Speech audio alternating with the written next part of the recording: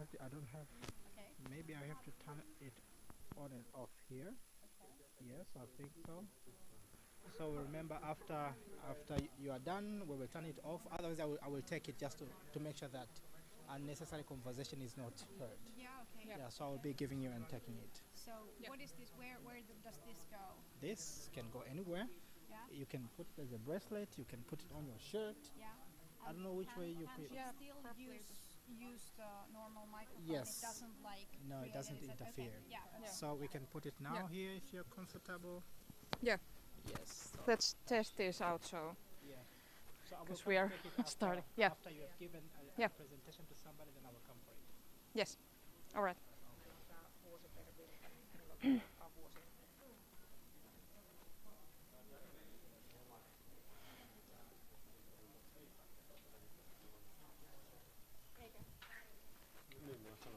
Oliko näistä jompikumpi? Niin siinä pitäisi olla se viesti varmaan niin kuin muokattuna.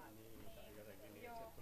Niin joku vahvistus tai joku vastaava. Se vastaava hän voi kädessä pidettävä ja meidän opiskelijat varsinkin, että jos ei sieltä tule mitään, niin sitten sanoo, että okei, se meni lävitteen. Ei totta. Joo, totta kai. Joo, ensi kerralla varmaan sitten. Hello, hello, hello. And welcome to the Global Talent Day Volume 2. We will be starting in a few minutes. We hope we get some more people here before that. But just take a seat, and if you are thirsty or hungry, we have snacks over there as well.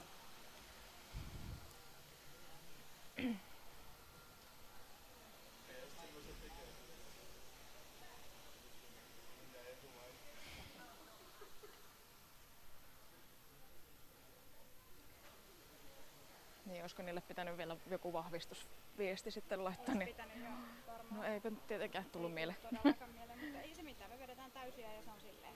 Niinpä, niinpä. Joo. Kyllä. Now, let's Yep. try to turn maybe it off, and then I will come again. Oh, No niin. yeah. Joo. No niin. Thank you. Varmaan hyvät yleisöt siellä kuulemassa. Nopeeta suomea. Joo, kyllä tää tästä. Hei, vedetään täysin. Mä en vaan kukaan ei ilmoita missä ne on. Ja... Mm. Hi, joining the event. Yes, welcome. Welcome. Possible seats, we will start very quickly. And if you are thirsty or Hi. hungry, there are some snacks for your shirt.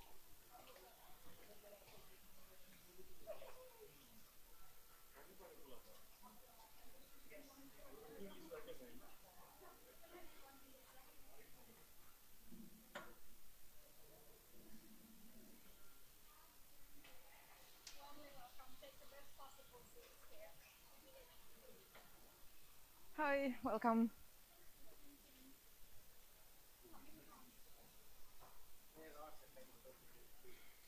And still be heard. Okay. Let me know when you're about to go. I will watch you, and I will come quickly. Yeah. Yes. I will give you a sign. Yeah. Perfect.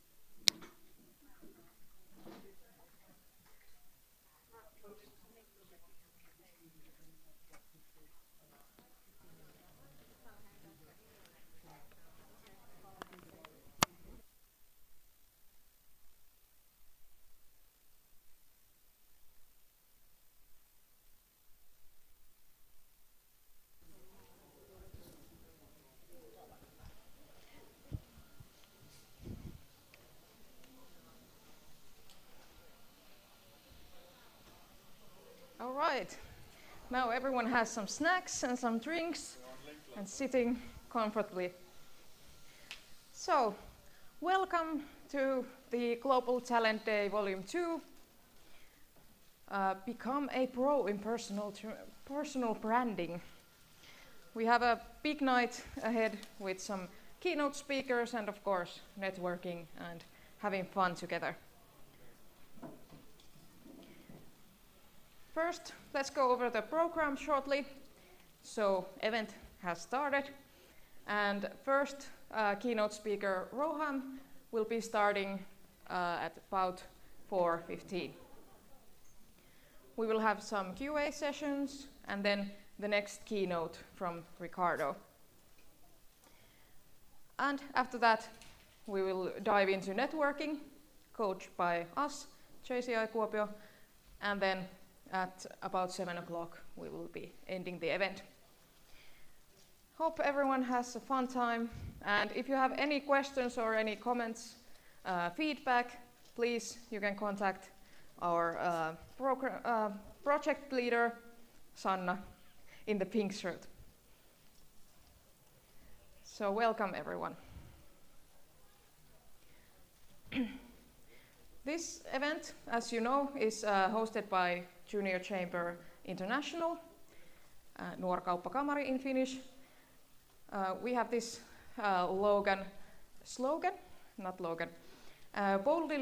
boldly renewing leadership actively and together. And my name is Roosa Hiltunen. I will be the hostess today. I work in communications here in JCI Kuopio, and I'm also a recruiting witch. So I do career coaching, mainly in Finnish, but also in English. And then we have our lovely project manager, Sanna Perälä, there in the pink shirt, International Public Relations Officer and JCI Kuopio board member, master's student in strategic business development and also an entrepreneur. So a little bit of everything.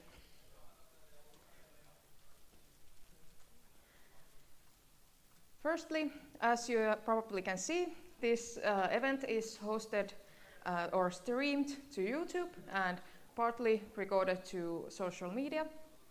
So if you have any questions or you don't want to appear on camera, please contact Sanna for that as well.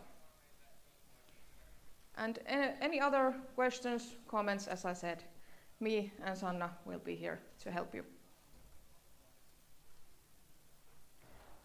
Before we begin, let's welcome our main partner, Talent Hub Eastern Finland, here to tell us a little bit about them.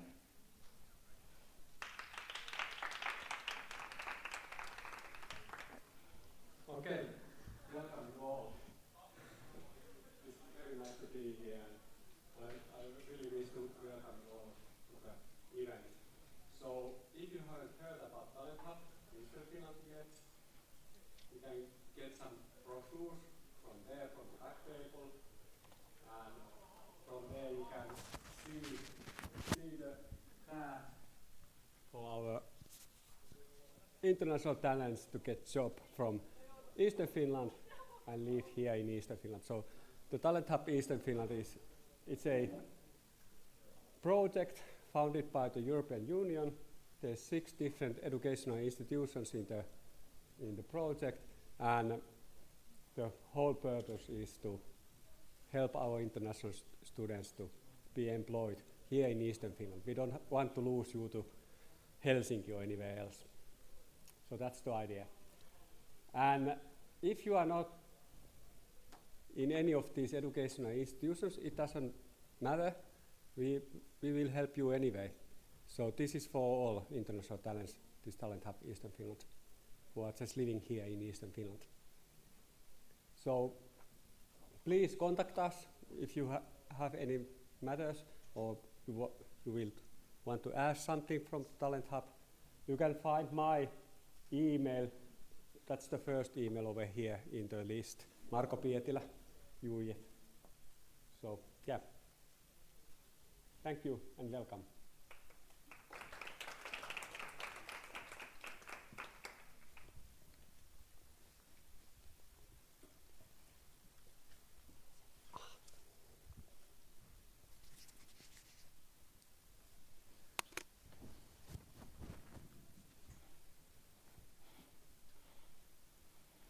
Look, Mom, I did it myself. All right, thank you, Talent Hub Eastern Finland. In addition to them, we also have other partners here. We have Talent First, there in the corner. Please go and introduce yourself and get to know them as well. they are also here to help international students and workers and everything. Then we have Ahooy Creative, and Ricardo, our next speaker, is from them. Thank you, Ricardo. And then Kuopio Talents community and Ezekiel with the camera there. Thank you to all the partners for helping us make this happen. All right, let's get started with Roham's speech. Welcome to the stage. I'm really sorry I can't say your last name properly. I will try. Roham Malekzadehbagheri. Was it at least a little bit? All right. So everyone, welcome to the stage, Roham.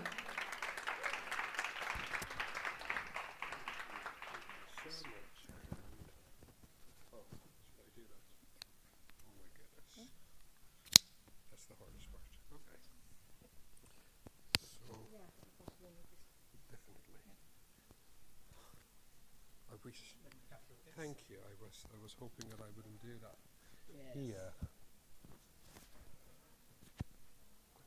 Yes. So, hello everybody. This is Roham. While my slides are coming, I would like to introduce myself a bit. Yes, I'm the one with the long last name.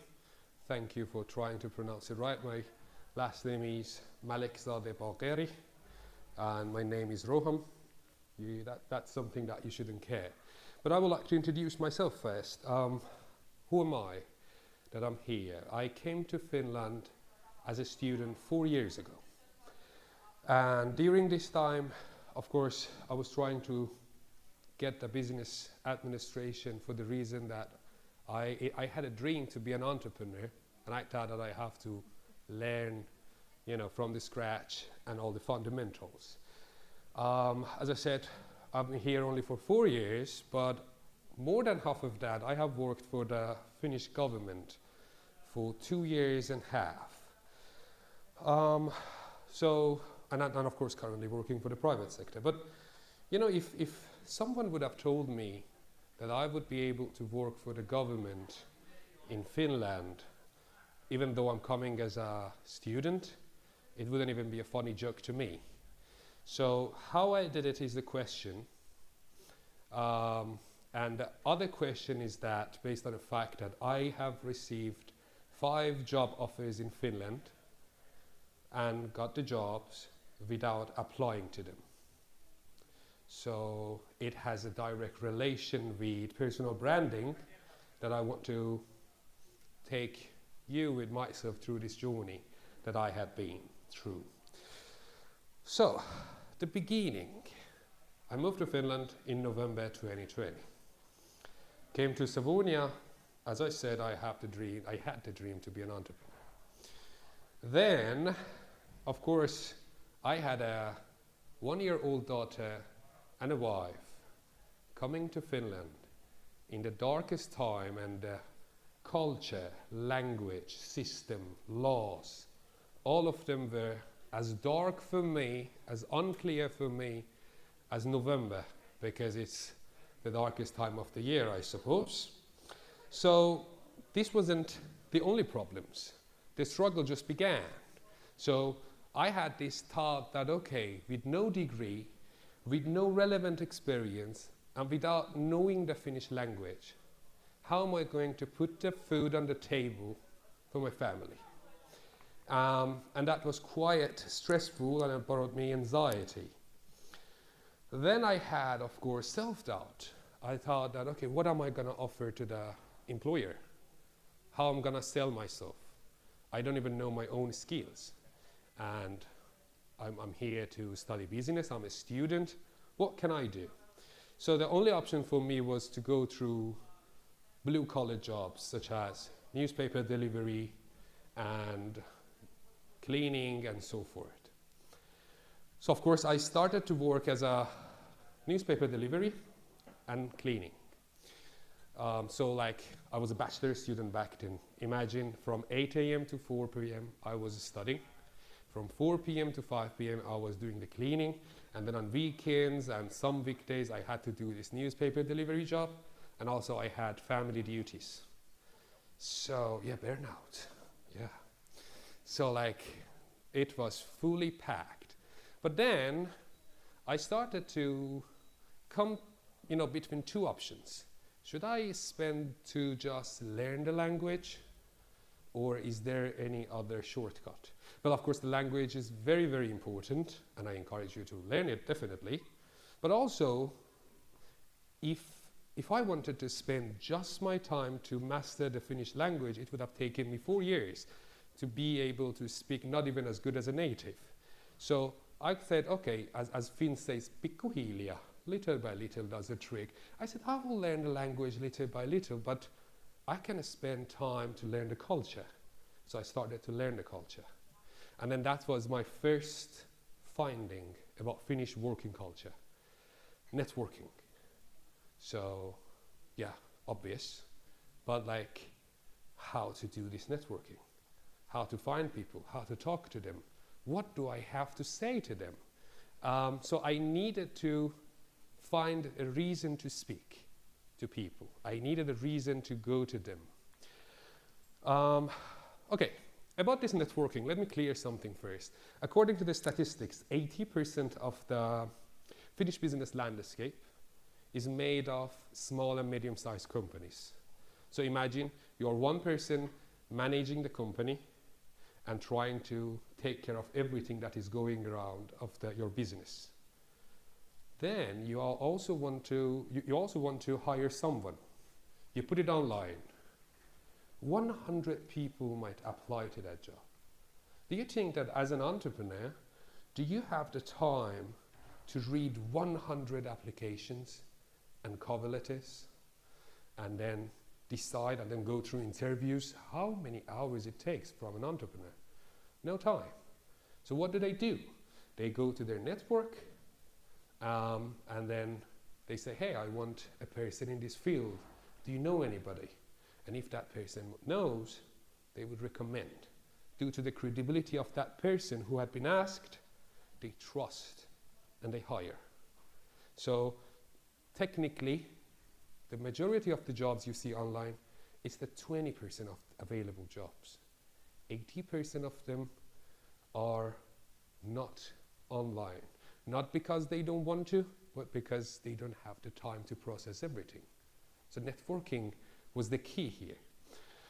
So the second, so as I told you, they have to trust this person in their network, and based off that trust, they hire the person.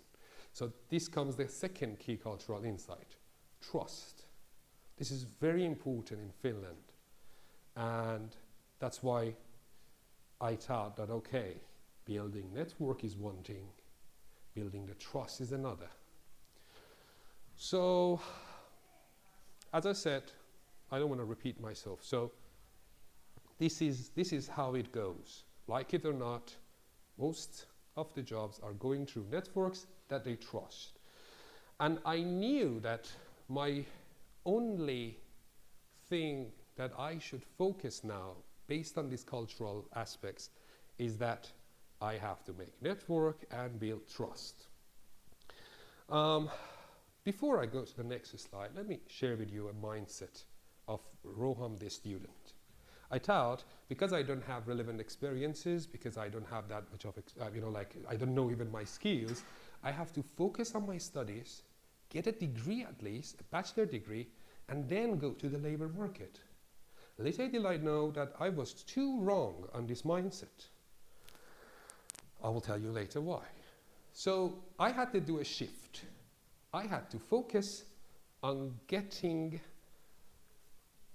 from getting a degree to build this network and trust. That was now the shift that I was going through. And then I reached out to my teachers, seniors, whoever I knew at the school and said, hey, I need an internship. Please, if I don't care if they pay or not, I just want to have a reason to speak to people, to network with people.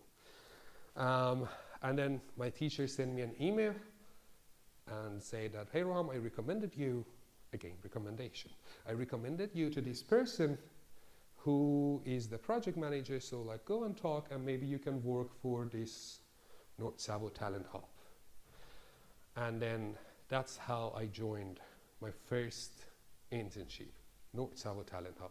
Remember the full time with cleaning, school, newspaper delivery and family. At top of that, I was also working part-time for North Savo Talent Hub project. Burnout.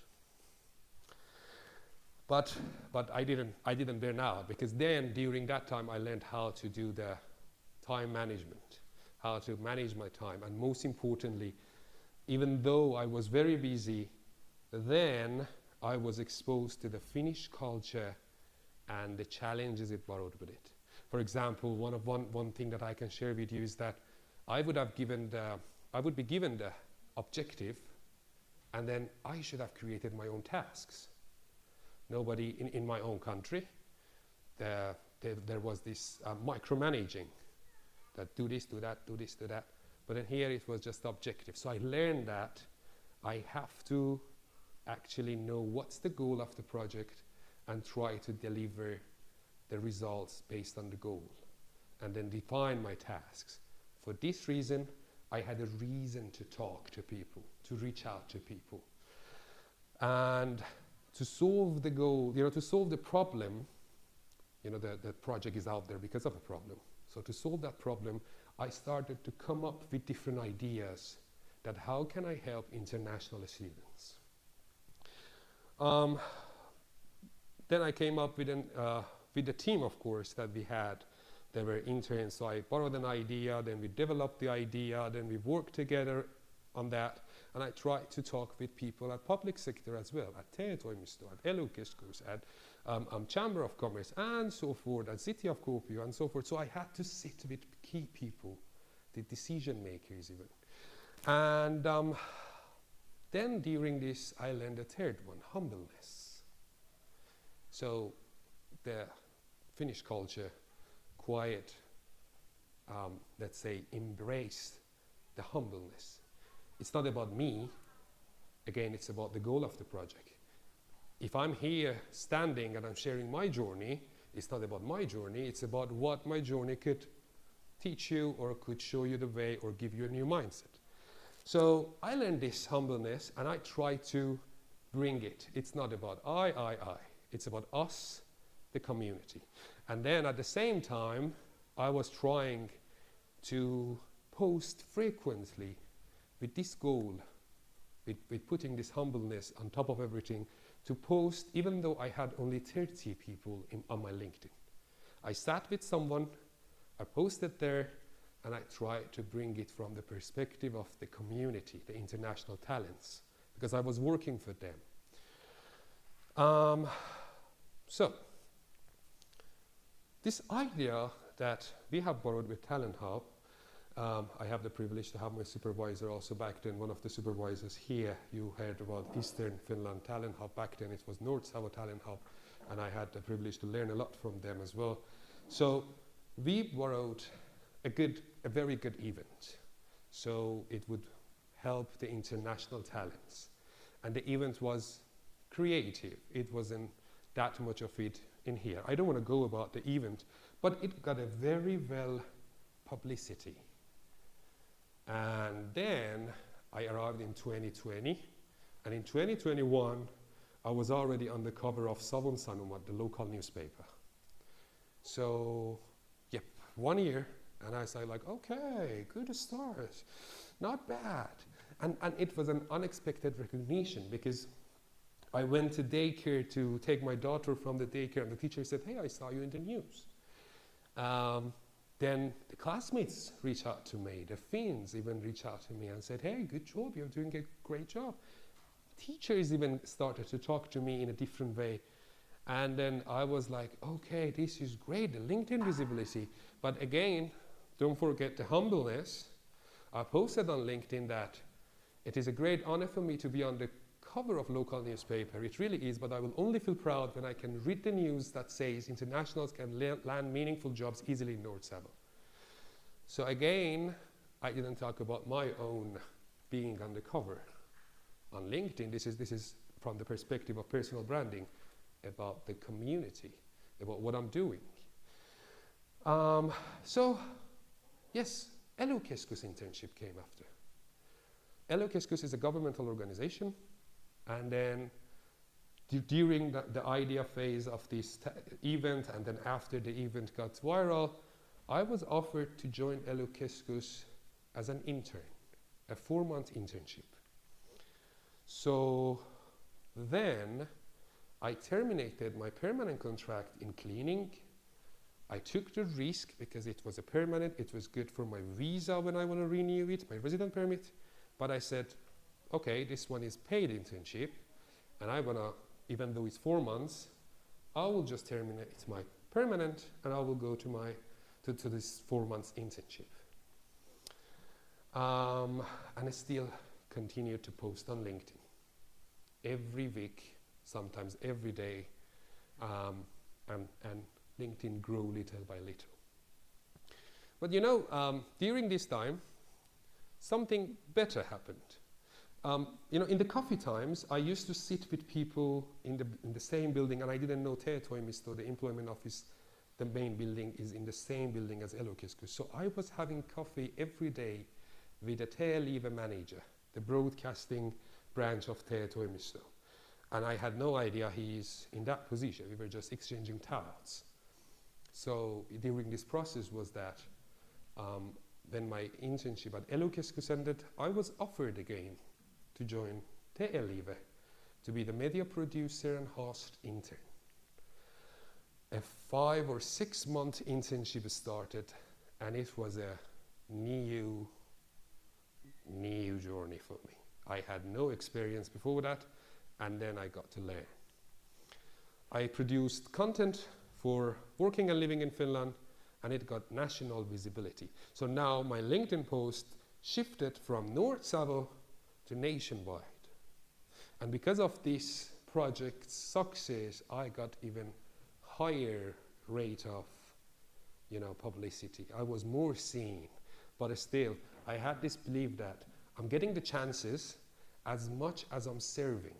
I'm being served as much as I'm serving. So this was the second governmental organization that I was working for, TE-live, where I produced 8 episodes, but still interviewed 16 people. You see Ricardo here, the next speaker here also. And then it was surprising because TE-live's videos usually got 200 or 300 views per each video, but then my videos got again a huge publicity. It was 61,000 views, 30,000 views, 27,000 views, again 30. So on average, 30,000 views per each video. It worked quite well. I even had to sit with people from Ministry of Employment and Economic Affairs of Finland and discuss about the project and then share on LinkedIn again. After that, I gained national recognition, and I was invited at a major governmental event by the Ministry of Employment and Economic Affairs called as Talent Bus Summit as the speaker. And it was the first time I was talking live in front of around 1,000 people. My voice was shaking very badly. I don't know if this plays or not, but yes, very short video from that event that was in Vasa.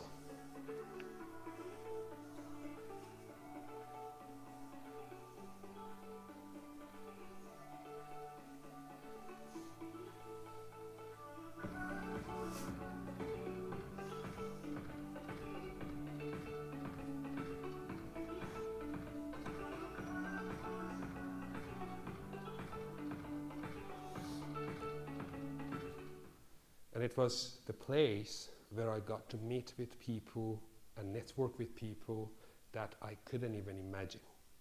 So I broadened my network from North Savo to whole Finland.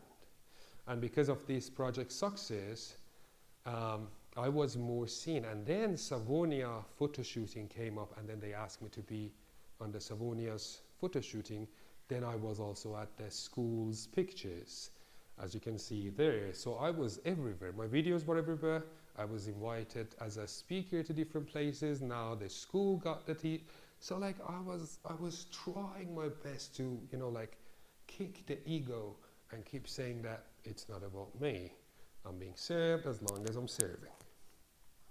So Jon Blomberg was the person who gave me the opportunity, who had been my mentor at LO-keskus and always had my back. And when I read this comment of his on my LinkedIn post, it is one of those milestones that I always feel proud, because the person who gave me the chance wrote for me that I'm proud of you, you've done a great job and achieved a lot in a short time. I still remember our first meeting when I decided to offer you an internship. And because I love pizza, he mentioned the pizza. He knew how to motivate me. Pizza was the only thing. You can say yes. So from Kuopio to nationwide recognition, then I received invites, as I told you, for different events. But the most important thing is that I continued working for Live for almost, at the end of the contract, it was 2 years, until 2024, until 5 months ago, on 2 more projects. So then again, as you can imagine, I got more networking, more trust. Because now the people I was building the connection now, they knew me, they knew how I work, and now they trusted me even more. So we can see, we can go through the pictures as I'm saying, but this Northern Dream Makers project opened many doors for me, because then I had to sit with entrepreneurs, talk with them, make this content for internationals who want to be entrepreneurs in Finland. I kept on going until at the end of these 2 years at Live, I was left up with 10,000 followers on LinkedIn. Remember, 2 years before I started with 30 people, but I kept talking, kept posting, and then I didn't care what people talk behind me or what think of me. I just wanted to be my real me. If they want to laugh at me, let them. If they want to be inspired, let them. If they hate me, let them. But what I care about is that I want to help international talents. I want to, I want my work impact international talents. And remember, I was a student when I got the professional contract after the first internship with Live. So I was already working on a professional contract while I was a student. So this mindset that I have to get the degree and after that go to the job market was not true. And that's the proof. Anyhow, so if I want to go with a wrap up on the timeline, 2020 was the darkest time because I had no idea. I didn't know what to do. I was in Iran, I was an English teacher, and from teaching at the schools, I was cleaning the school's toilet. So like it was hard for me to go from a good career to start from zero. So it was my darkest times, and I had to figure out everything. I had to learn, but then from 2022 to 2024, it was my brightest time, and then 2024 was the leveling up time. I moved to Kuopio, studied the challenges, the work, networking, personal branding, and remember, this personal branding was not planned at all. It was built up just like you build a house, you know, layer by layer, and being yourself, authentic, not acting to be someone else. I graduated in 2023, and I still kept on working, studying networking and personal branding. And then work, networking, unemployment, personal brand, a new job. I thought that with the CV that I'm making, with the references and the recommendations I'm getting, with those connections, I won't end up unemployed after my projects. But I actually did. I faced a lot of rejections. So after my contract ended with TE, after 2 years, I said that, okay, I postponed my burnout. So now I have to take 1 or 2 months to relax, and then I will look for a job. 2 months, I got my mental health back. I faced the rejection, my mental health went so down. So with so many rejections, I doubt my skills. I doubt my self-worth, despite achievements. And now I wasn't sure anymore that what am I doing, what I'm gonna do. And this was the hardest moments of my time, until my mentor said that, because, you know, before I say this sentence, you might already read it, but I will just say something. This humbleness, really I believed in it, and then it went through me. So whoever asked me to talk about how you did it, I said I was at the right place at the right time. So it wasn't about me. And then my mentor said, Roham, you earned it. Because the doors opened because you also were the right person, not just lucky. So also another mentor of mine, Johanna Pansar, who I really owe, because she helped me during this darkest time of unemployment as well. She wrote for me, because I have interviewed her in one of the production episodes. She said, I don't know you very well, Roham, but from this distance you come across as someone who is competent, able and willing to learn, has great sense of humor, flexibility, and gets along with people. You were great in encouraging me in our recent project together. You showed patience, blah, blah, blah. I have met, coached, and worked with many directors and executives with fancy titles, and many of them have insecurities and doubts about their competency. So I'm just mentioning this because many of us in this room might have this insecurity as well. So trust me, even those who have achieved something or overachievers feel this insecurity as well. And of course, you have met people who have helped you and supported you along the way. We all have those people, but you know what? They wouldn't have helped you if they didn't see your potential and all the great qualities you have. So she also mentioned what my mentor said. I started to feel better and ignore all these negative self-talks. Personal branding again here. I said, why am I only sharing about the success stories that I'm achieving? Why am I only sharing about the good things that is being done and I'm trying to be a part of it? Why not show my weakness?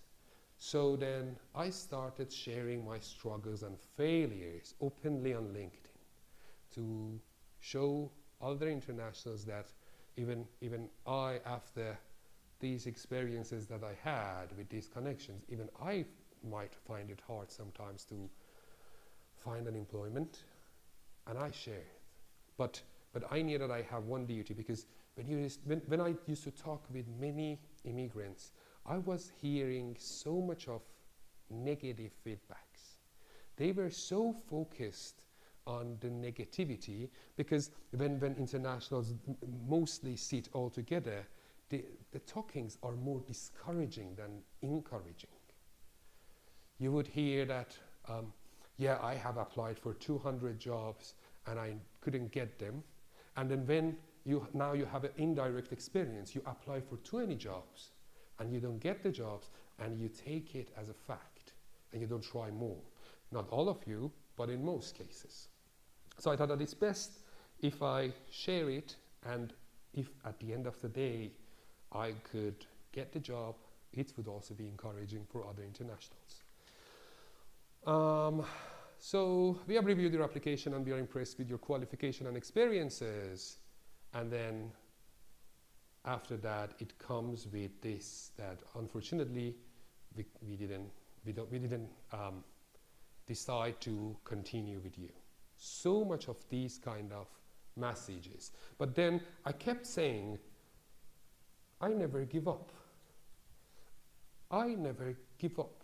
I will either build a way or find one, or vice versa. And then I tried to steal in my message, even though I was depressed and doubting and so forth, I was trying to say to everyone out there facing similar struggles, remember, every rejection is a stepping stone, every failure a lesson. Keep pushing forward and never lose sight of your dreams. We are capable of more than we can imagine. So I had this thing that, again, in personal branding, that if I keep discouraging, it doesn't send a good signal, and it will be only discouraging others. So I have to show the failures, but also I have to encourage that I'm not going to give up. Only 47, 48 people, liked it, but 5,900 people saw it. Do you have any idea 5,900 people see what you're saying looks like? It looks like this. It's actually 2,000 for your information.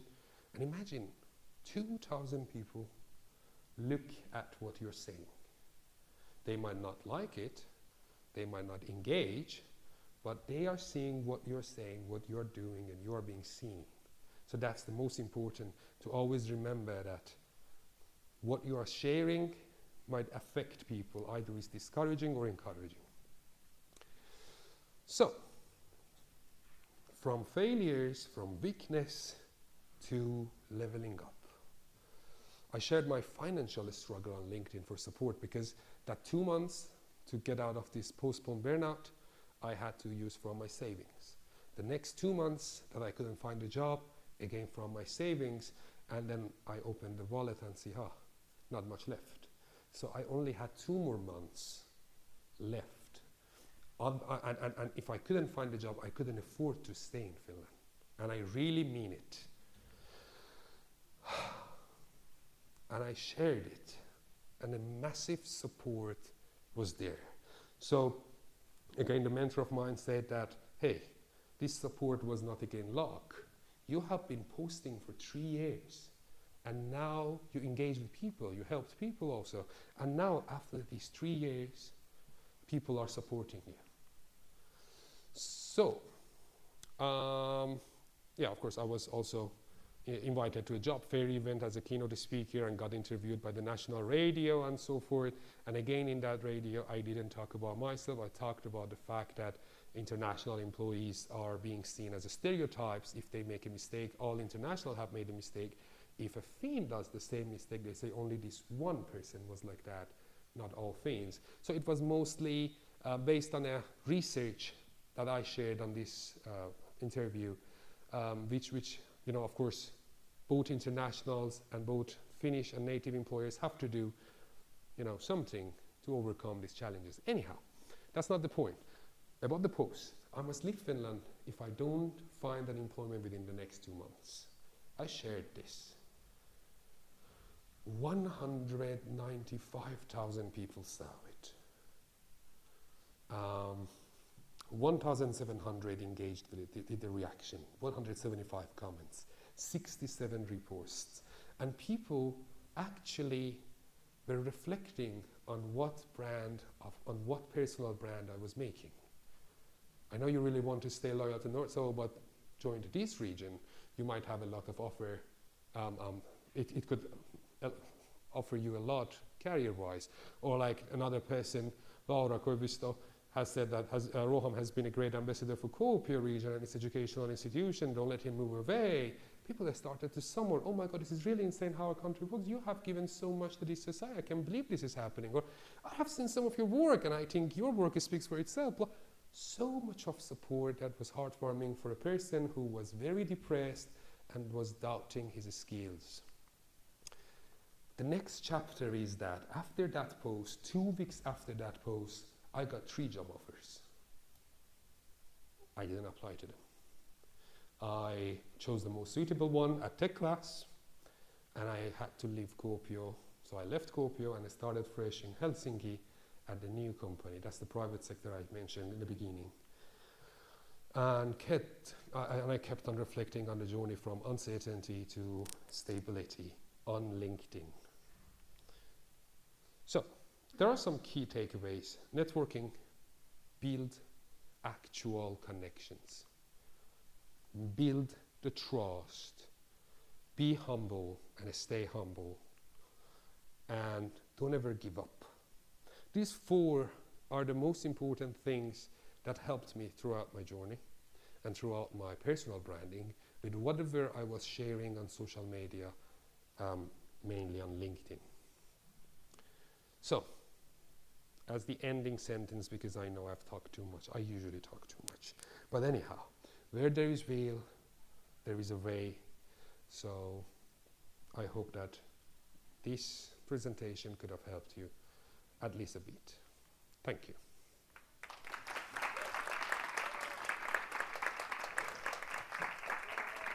I think we have this. Thank you. Thank you. It's not about me. So, is there also a question and answer? I wanted to ask. Yeah, if anyone has any question, I would be happy to answer. Sure. Please. Okay. Ladies first. So, Sari Morko, please. Well, I'm a community outreach and marketing coordinator. Yeah.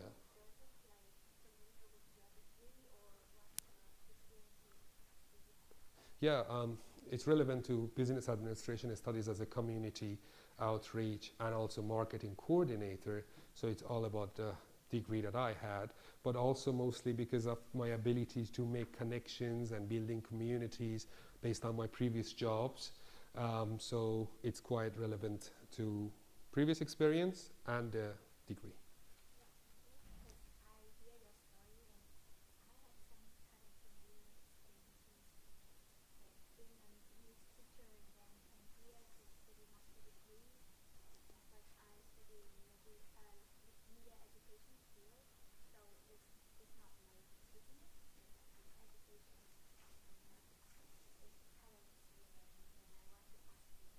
Sure. During the event we have this opportunity to discuss, so definitely I would be happy to discuss and see what I can help with. Sure. Marco.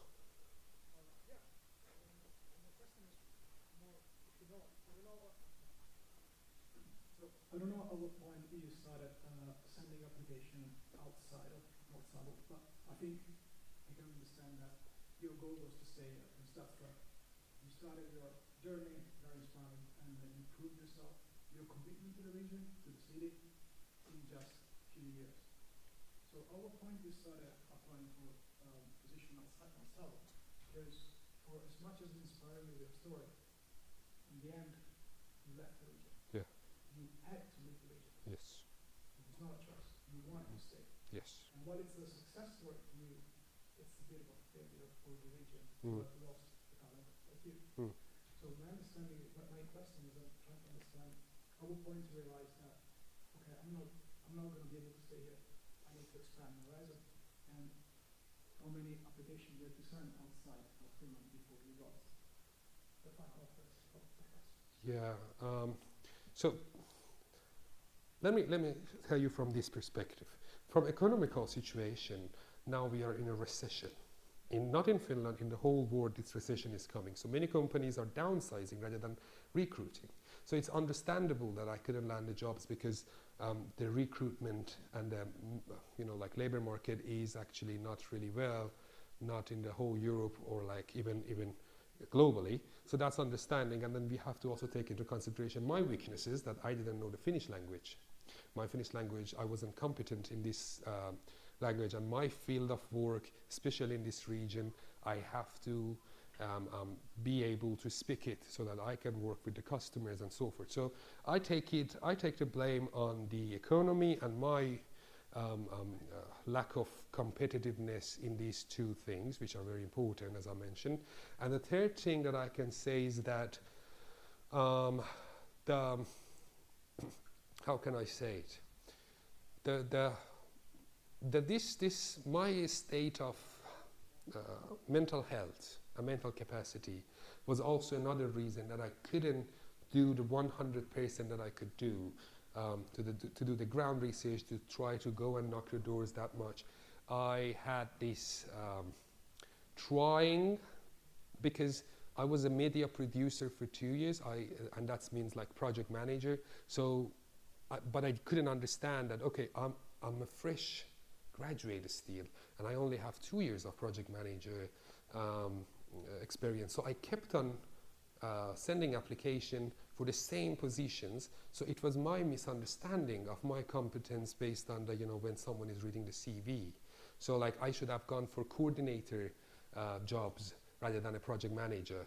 So like I would like to say it's not a failure on the region, it's mostly on me, myself, and maybe of course, it's a two-way road. Therefore, that's how I see it, at least. But definitely, I would have loved to stay. I have left, but it doesn't mean that. I mean, like I always say, I felt home here, and when I wanted to leave, it was very heartbreaking for me, because I wanted to make this personal image that international students could stay committed to the region they get graduated from, and I couldn't keep it. So it was very sad for me as well. But I'm sure that as soon as I get an opportunity to come back, I wouldn't even, have a second thought. That's the truth. Any other question? No question on burnout? So. Why does it look like I have burnout? No. You were surprised, and that was just a joke. Yeah. Well, I'm very expressive. What the? Sorry. I just forgot they were anyway. Anyway, I noticed your network came from the LinkedIn, if I understand right? Yes. But for example, what if someone doesn't share that much in LinkedIn, they're shy or whatever reason? Do you have any other ideas where they could get the networking? Like you said, if you send one application among 100, they're gonna check it, right? So how do you get the person to say, hey, that one is good, I trust him? Good question.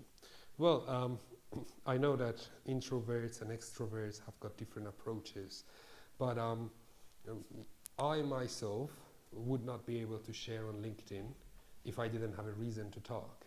And that's why I thought, okay, this internship is working well, because it gives me a reason to share and talk. But still, it doesn't mean that everyone has to go this way, because it worked for me, maybe it doesn't work for someone else. Therefore, now you and I are talking. Imagine in this event, we get to talk to different people. Now we know each other, so we can get connected on LinkedIn. Then later on, maybe you share on LinkedIn that, hey, I'm open to this position, and then I would repost it. Or like I would write a comment that, hey, I have discussed with this person, and she is quite an enthusiastic person to, pursue this.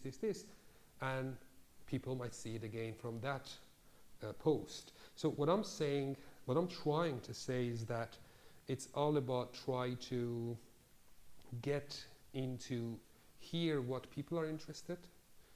Like here you ask me, okay, what are you interested about, or what are you passionate about? And then I ask the same from you. Now we are connected.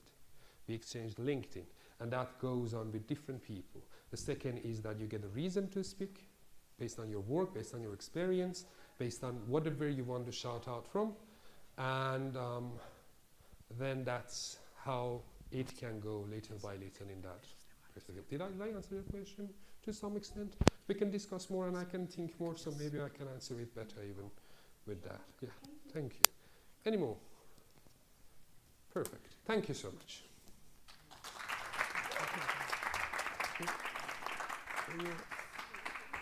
Okay. Oh yes, thank you.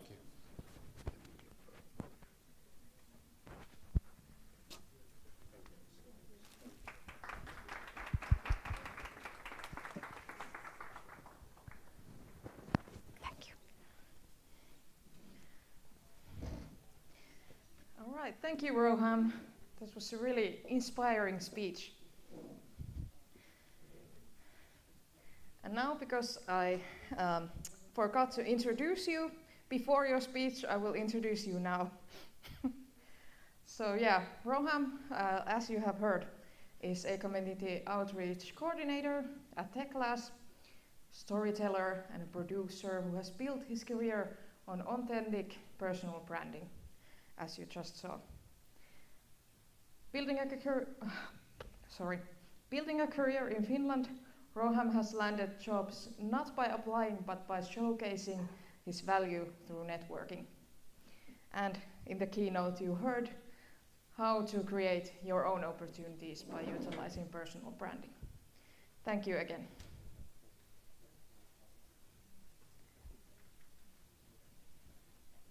Now, did we have time for a break next? Yeah, 5 minutes of break, and then we will continue with Ricardo's speech. So you have time to go to the bathroom or maybe take some snacks with you and discuss with your friends. network. Yes, perfect. Thank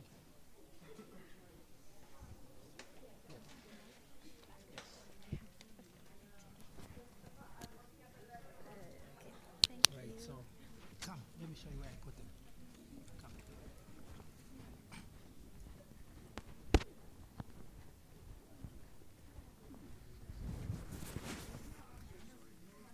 So this is our box, and so I just leave them here so that they charge.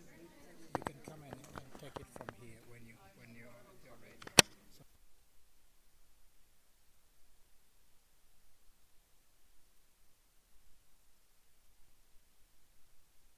touch it behind the clothes. Yeah.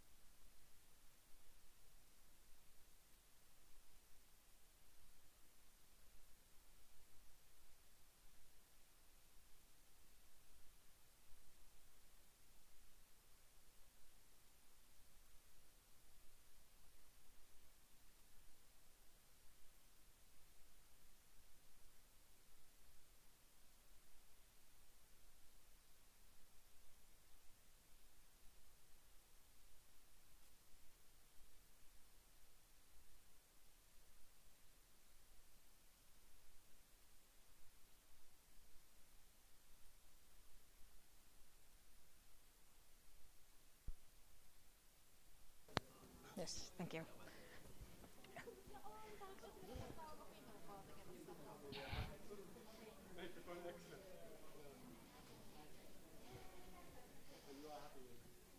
All right, 5 minutes is up. So everyone's still alive and awake. Yeah, great.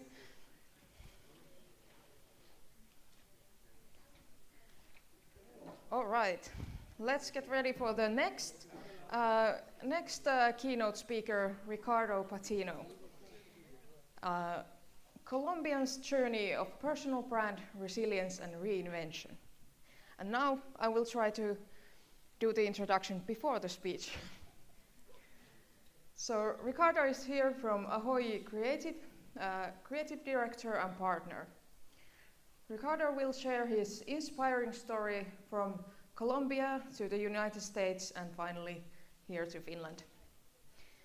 How to leverage the concept of resilience and reinvention in personal branding, what is the role of skills and experience, and we also hear reflection on these themes in Ricardo's keynote.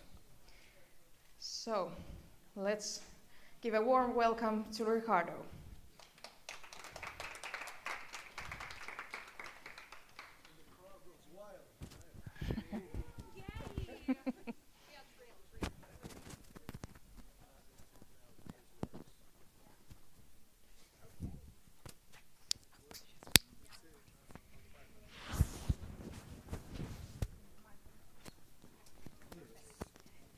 Okay, we need two different mic.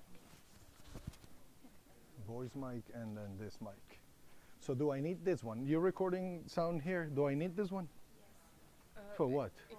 Are you recording from here or are you recording from here? Recording from here, but Okay, this is just so everyone can hear it. I'm gonna try something and let's see if they hear. Okay, so great. Thank you. No, thank you. This is my clicker. You guys want to join us here? Yes, and because I like it like really cozy and personal. So if you guys get closer, will be great. Because it's like everybody's somewhere else. People like their personal space, but we're gonna. Yeah. Let's. It's a great opportunity to set an example.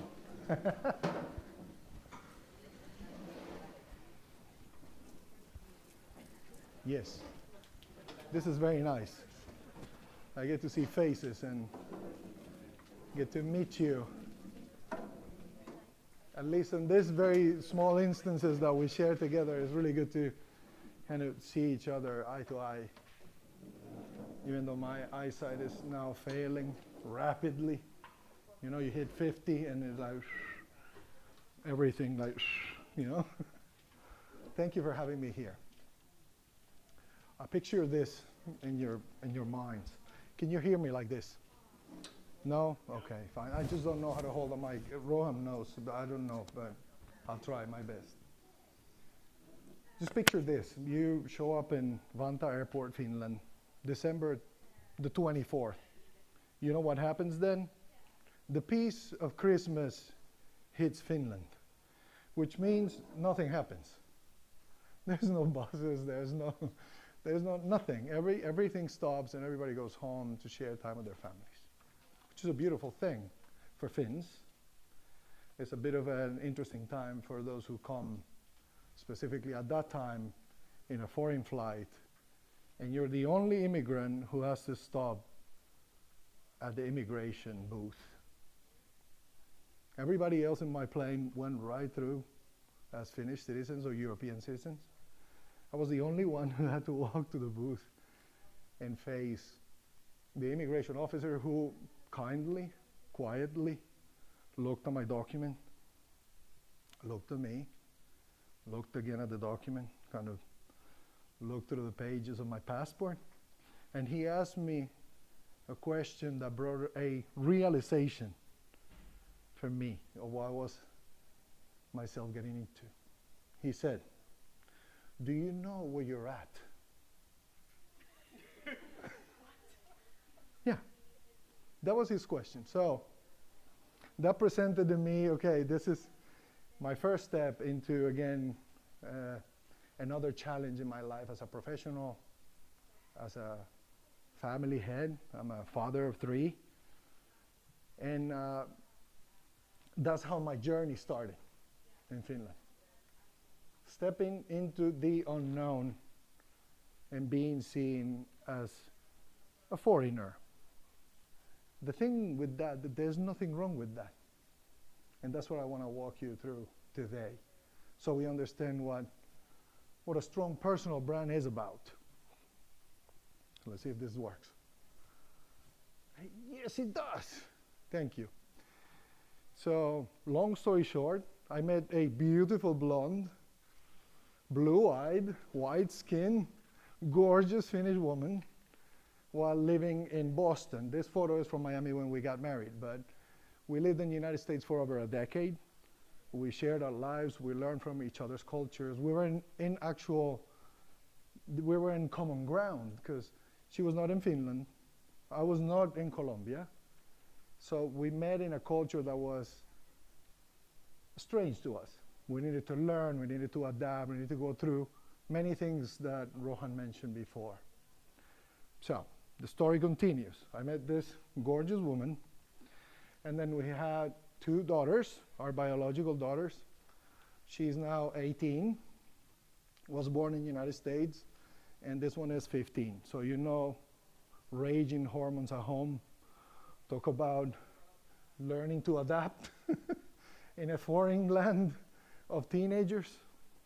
And then this young guy came to us, 3 months old, as a foster child. He is a Finnish foster child. He is my son. He's now 12 years old. And that has been our story in Finland. That has been, in a nutshell, who I am as a person, where my priorities are focused in. So what we come today is to understand what is really a personal brand. And a personal brand has one key element, and Roham brought it when he was giving us his presentation. And it's a word that not in many cultures is looked as a superpower, but as a weakness. It's vulnerability.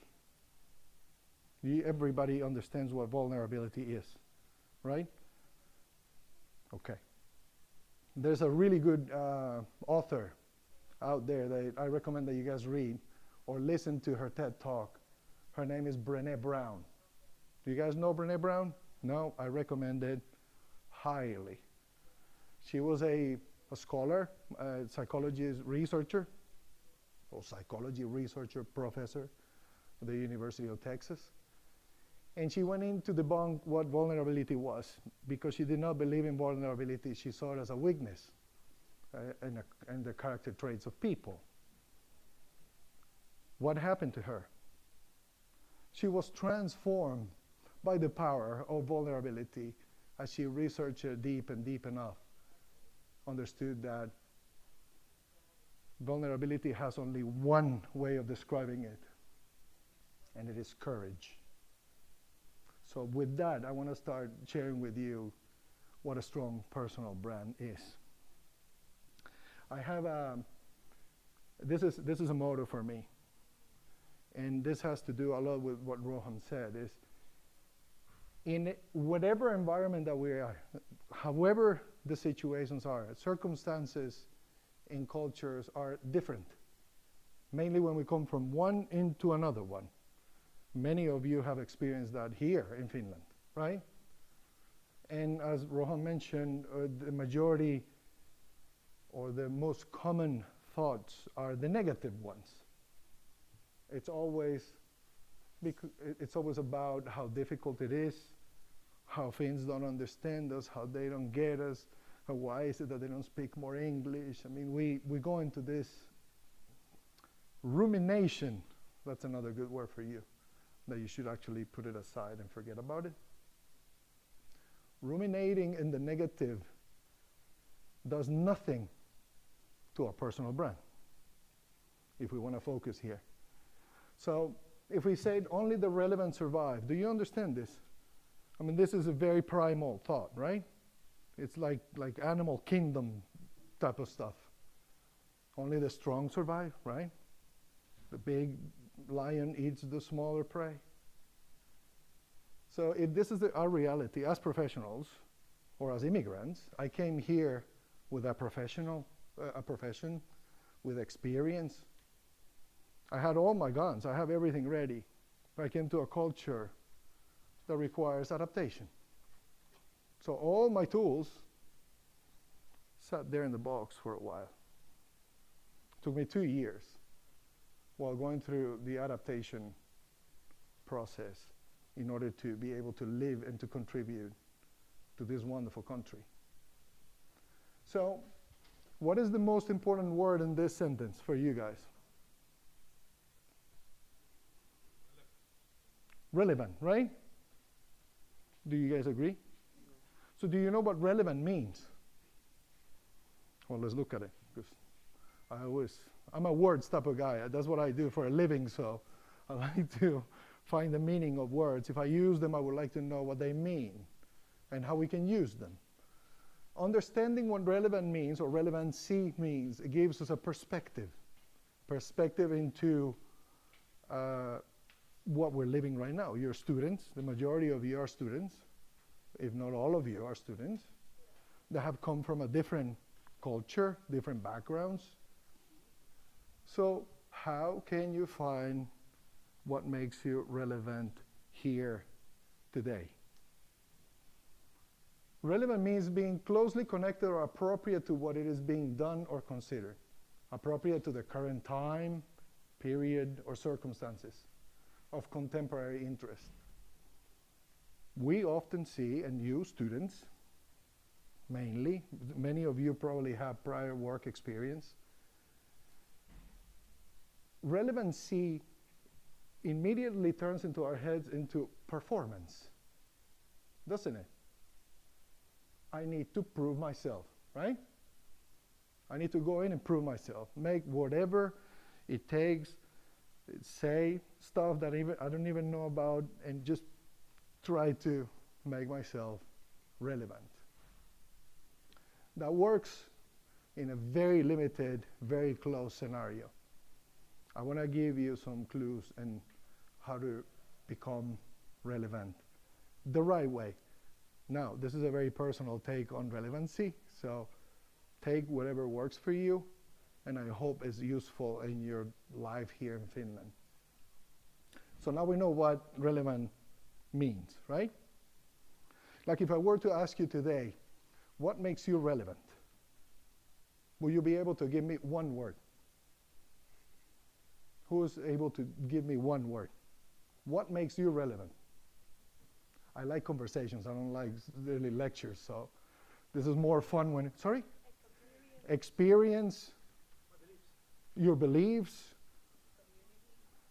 Community. Anybody else? See, it's not easy, right? I'm going to give you something that you can anchor to, which is, this was given to me and I think is very valuable. Do you have a set of values, personal values? Like your beliefs, like you have something that you strongly believe in. Yes? Yep. Can you name them? Yep. How many are they? If you go beyond 3, you're going to compromise your values. That's the theory. So pick 3. And out of those 3, pick 1. It's not an easy exercise, is it? That's what relevance is. It's really understanding what you stand for. Why you get up in the morning every day to do what you do. So that's an exercise in relevance and understanding what am I not willing to compromise.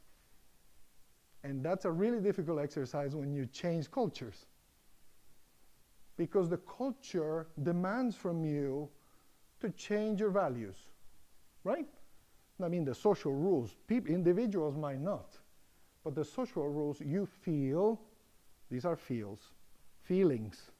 You feel that you need to compromise your values, right?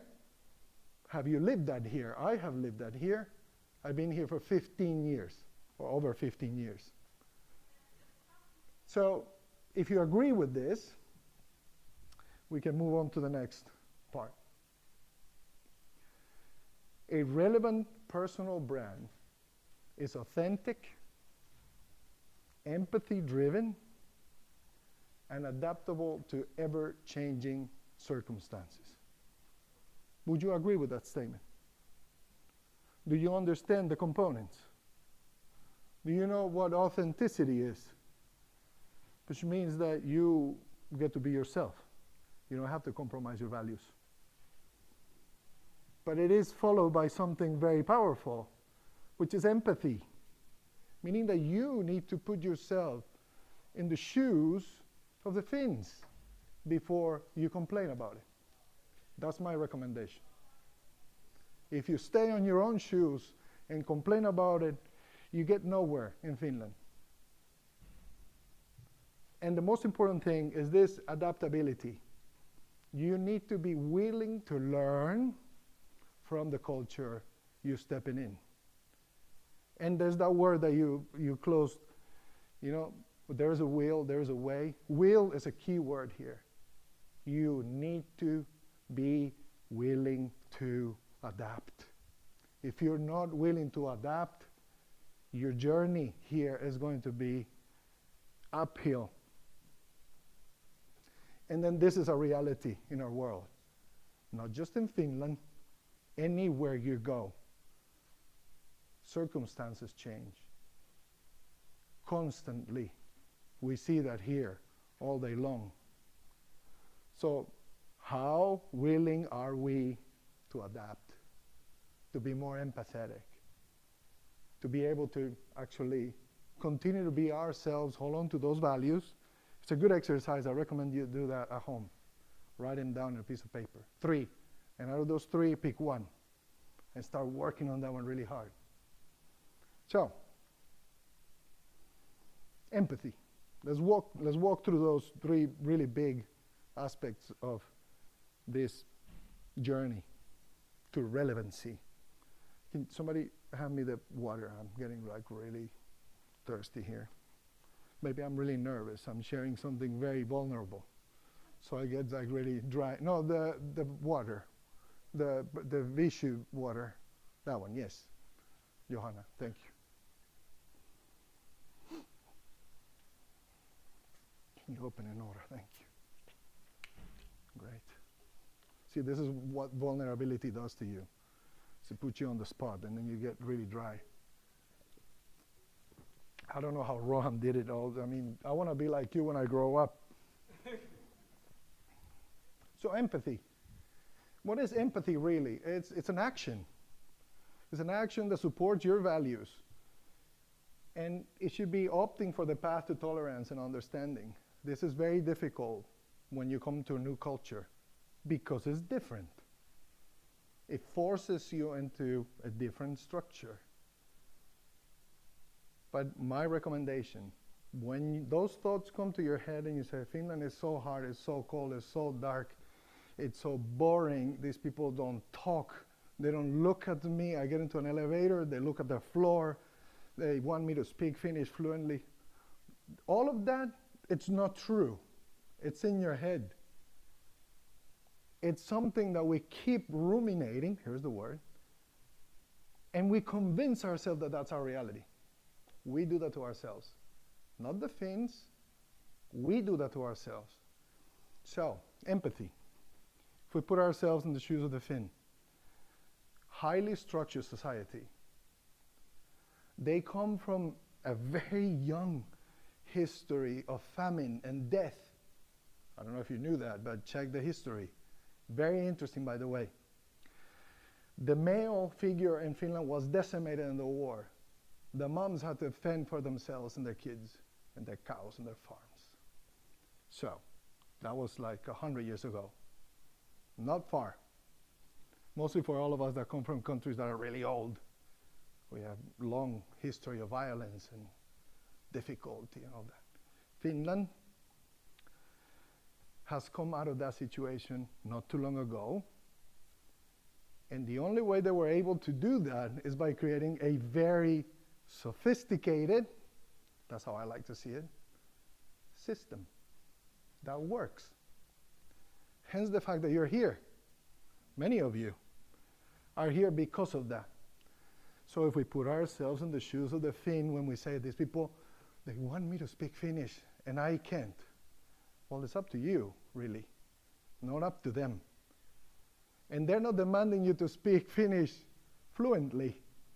They're demanding you to try, to take the opportunity that is given to you. See how the perspective changes. It's an opportunity for you to integrate, to actually take advantage of this wonderful society that has a lot to offer. But it requires changing our perspective, transforming the way we think about it in order for us to take that. Now, the Finnish language is a very hot topic because it's excruciating, if we can call it like that, trying to learn Finnish. But if you learn a few words and you try to engage at a very basic level, you know what you're doing? You're showing respect. And that's the only thing that Finns are demanding from you. It's respect. Put that in your head and think for the next week, and whoever's taking, survival Finnish or Finnish 101, I don't know how you call it, but if you haven't taken that class, take it. It doesn't matter if you're afraid, just go, take it, try it, and don't be afraid of failing. Be vulnerable with yourself and say, I can do this, even if it's a couple of words, and even if I say them wrong. I take language because that's one of the really big ones here, right? Do we agree on that? Because we go out there and we present ourselves to the businesses and, well, you don't speak Finnish. Of course, doesn't it? It's easy for them to say. Is it there? Number one in our back. Now, there you go. There it is. There you go. So it's my recommendation. And I want to point that to this very specific part, because it all starts with empathy. Put yourselves in the Finnish people's shoes. What they're offering you and what they're giving towards your life. That's very important. The second part of it is adaptation. This is the cultural aspect, the values, the beliefs, the religion, the education, how we were brought up, all these things that we carry as we navigate the world. Many of us are citizens of the world. I went from Colombia to the United States and then to Finland. 3 times I had to restart my professional life. Or 2 times. So I brought it from Colombia to US and then to US, from US to Finland. So adaptation is this keyword here. Very important. It's not that I want to adapt. No. Am I willing to adapt? That's the question you need to ask yourself. Because this requires effort. One thing is a wish. Willing is an action. I do whatever it takes. He was cleaning rooms. I was in the back of a printing company putting little books together, and I was a manager handling over 25 people on an advertising agency in Miami. It's a humbling exercise, but I wanted to see it from the lens of what a wonderful opportunity for me to learn about this culture. And because of that, because of trying and willing and wanting to be part of this society, I met the right people at the right time. But it's a journey. It doesn't happen right away. It requires, all the steps that Roham took on LinkedIn, and it wasn't just LinkedIn, man. You really put your boots on the ground, and this guy was everywhere, meeting people, connecting with people. It's amazing. So adaptation. And then the third one, grit. You know what this means? And it's not grits like the Americans eat, the cornmeal. You don't know what grit means? No? Okay, let's read what it says here. Embrace the suck. You know what that means?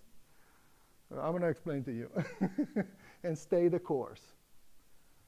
This is what Finns call sisu. Well, with all due respect, because I know sisu has a lot of meanings, but But one of the meanings is endurance.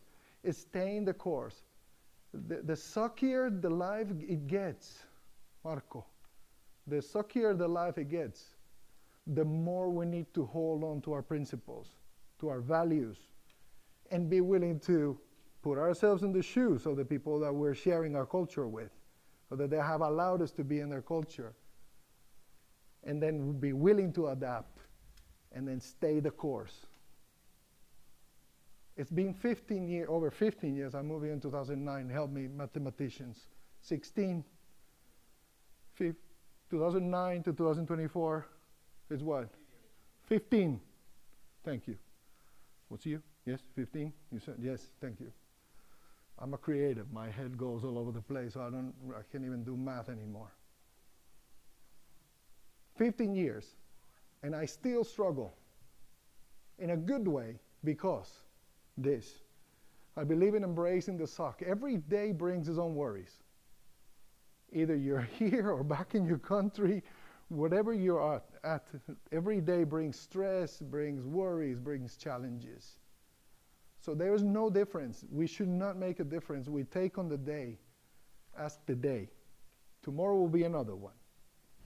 So this is very important. So the combination of these three, empathy, the desire and the willingness to adapt, and the resilience, you use that word, the resilience to stay the course. Those are key things, three that you can remember. This is like the values, right?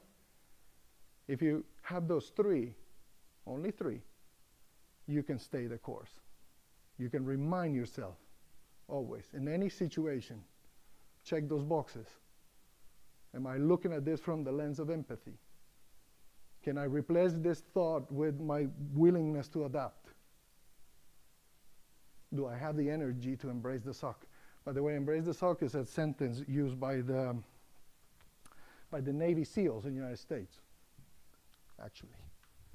When they go through the last test of becoming Navy SEALs, sorry, didn't mic. Too many things. That's what they actually tell them when they're about to quit. You know, they have to run. You know what they do when they quit? You don't know. They have to go and ring a bell that is in the middle of a courtyard where all the barracks are. And it's a very shaming experience. So the way their instructors tell them to stay the course is by telling them, embrace the suck. Oh, thank you, man. Oh, wonderful.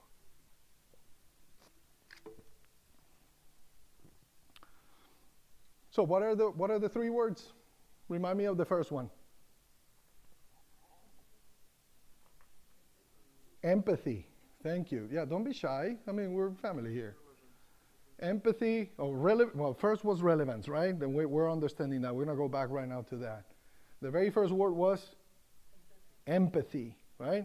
The second one was adaptation or adaptability. And then grit, resilience, courage. These are the things that, for me, have worked as a survival kit. I have faced similar challenges as you have. My story is also of success and failure, like Roham's.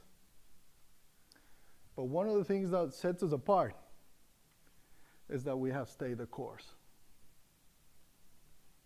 Very similar values, very similar tools of what you have used.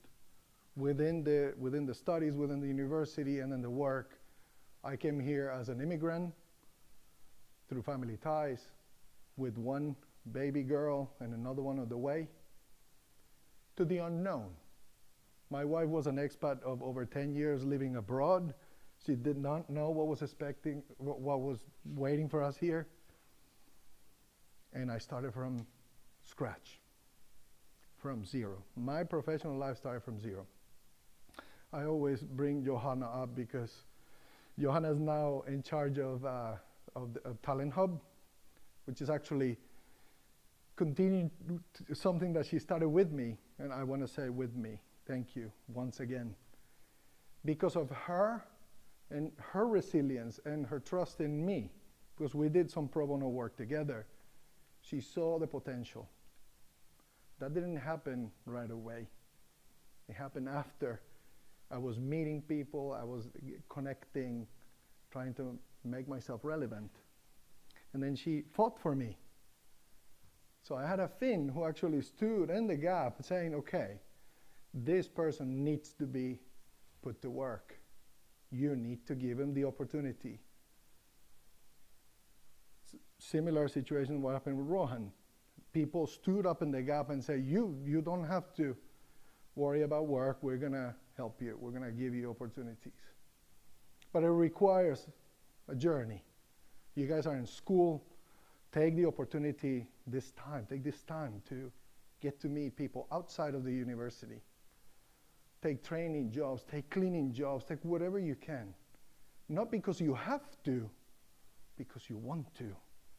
And most importantly, because you're willing to. Do you get that? That's a very important thing. Change the word wanting for willing. It really helps your mindset. So, here's where I'm coming to the point of relevancy. Empathy allows us to do what? To integrate, right? To come into the culture, understand the culture. Grit allows us to show the world what we're made of, right? That we have the strength and the grit and the endurance to do whatever it takes, either is in the professional, academic life, or is it in the working day as a blue-collar worker or a white-collar worker. It doesn't matter. By the way, in Finland, there's no blue and white. I don't know if you knew that, but everybody's pretty much the same. Adaptation is something that I believe it makes you desirable. The willingness to adapt makes you desirable for those companies out there. And this has to do with attitude. It doesn't have to do with skills. We believe that the more skills I have, the more desirable I am. Yes and no. My learnings in Finland since immigration is fairly new for this culture. This is a given. You have overly educated people in Finland. So skills are good to have. You have to have your diploma and your things. Some experience will do some good. But they protect what they care the most, is their culture. If you don't fit the culture, you don't fit the job. You see how that works? Usually in our countries, I mean, at least in mine, the people you know, the ones that can put a word for you, right? And then your skills are the combination that gets you in the door. In Finland, it doesn't work that way. You show them respect and willingness to adapt. Then they look at your skills and they figure out if you're the right match for their workplace. It helps us change a little bit our mentality when we approach workplaces. And what this combined does, it gives you what? I mean, I pointed because I want you to say it. It's very important. You know, when you say it, it becomes real. If you just look at me and you're thinking, oh, I have to go home. The boss is going to leave. Geez, this guy talks too much. You know, I know this because this is what I do for a living. So when I ask you to say the word, it's because I want you to be present. Say this word. Purpose. Purpose overrides everything, and is what makes you relevant. If you understand what your purpose is, here today in Finland, in your career, and what you're going to do next tonight, what is your purpose? It might be that you want to have fun. That's a purpose. That's something that you want to live fully. This is presence of mind. It actually states you why. Why do you do what you do? Why do you get up in the morning to come to school? Have you thought about that? Why do you get up? Who can answer that? It's hard, isn't it? Well, that's my job. This is what I do with my clients. We need to get there. And it's very difficult. But it's the single most important thing for every one of us is understand, why do we get up in the morning? To do what we do. Because that gives us purpose. It gives us the guts to embrace the suck, the willingness to adapt, and the vulnerability to be ourselves with our own values, and also to look at the culture that we've been invited into with different eyes. So this is sort of a formula. It takes us to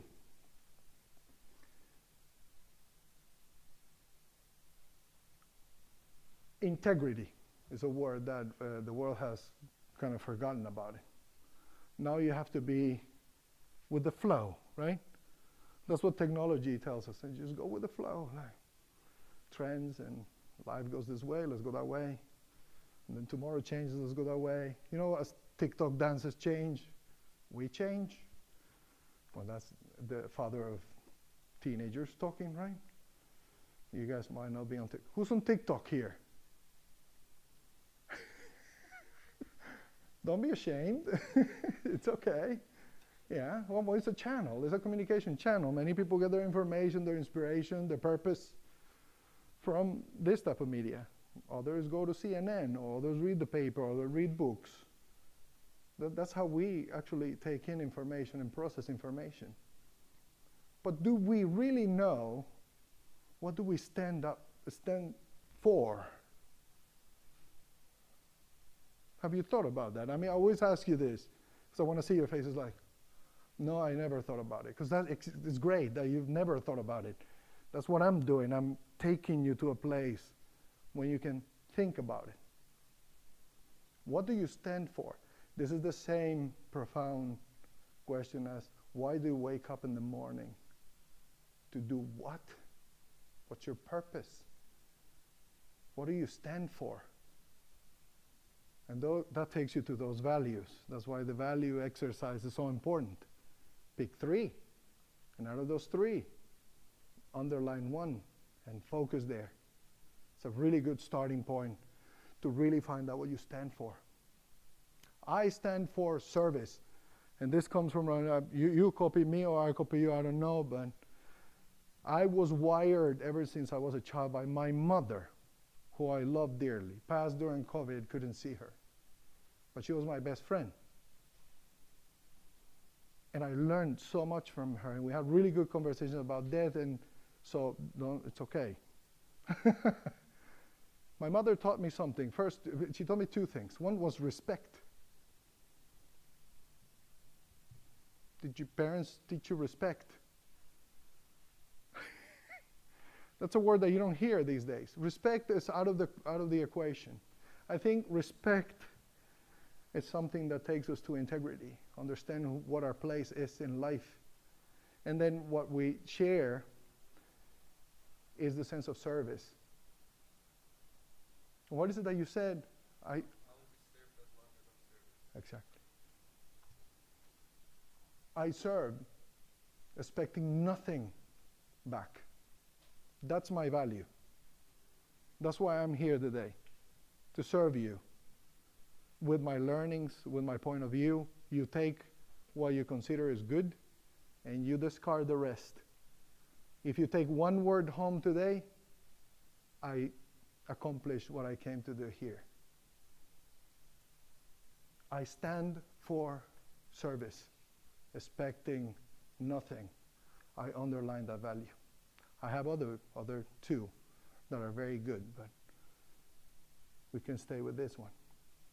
So think about it. What do you stand for? And keep it present. Write it on the sticky note. Put it on your fridge. Look at it every morning. It gives you purpose. It grounds you. It allows you to fight the battle every day. Something that we all need.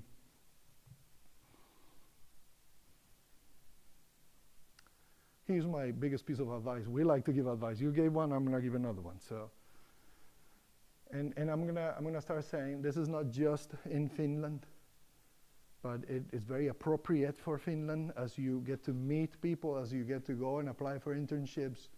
get a job or apply for a job, drop the performance. Finns don't buy the wishy-washy stuff that we're used to, at least from the Latin countries and the American countries. They don't buy that. They don't buy the sugar coating, no. They're pretty factual, pretty straightforward. Yet, they appreciate respect, and they appreciate the fact that you are thankful for what this country is giving you as an opportunity. Two things, two simple things to remember. Remain curious, ask questions, show them that you are interested, like really interested in what they're doing, how they're changing the world, how can you be an asset for them. Ask them those questions. Listen intently. When we are in performance mode, we're like taka, taka, taka, taka, taka, taka, and we don't let air in the room, space for conversation. I'm a Latin. I talk a lot, yes, you can tell. Be fully present. This is why I ask you to read this word, because we tend to navigate. Our mind is a beautiful thing, have you noticed? And how beautiful it has gone with the years, now that we have these things. Who doesn't have a smartphone? Thank you. Rest my case. And this is the most important. Always remember, in every conversation you had in an environment where there are Finns, remember to let others talk. I fail at that often. I need to remind myself of this constantly, because I tend to go on performance mode. Finns come from a collaboration culture. Everybody has a space to contribute. If we take all the space, if we don't acknowledge the fact that we're taking the whole space, the conversation ends there. Trust me, I have been here long enough to know that. Say what you need to say and stop, and let the awkward silence happen. That's another thing that you need to learn. That awkward silence in Finland is normal. And you know why it's normal?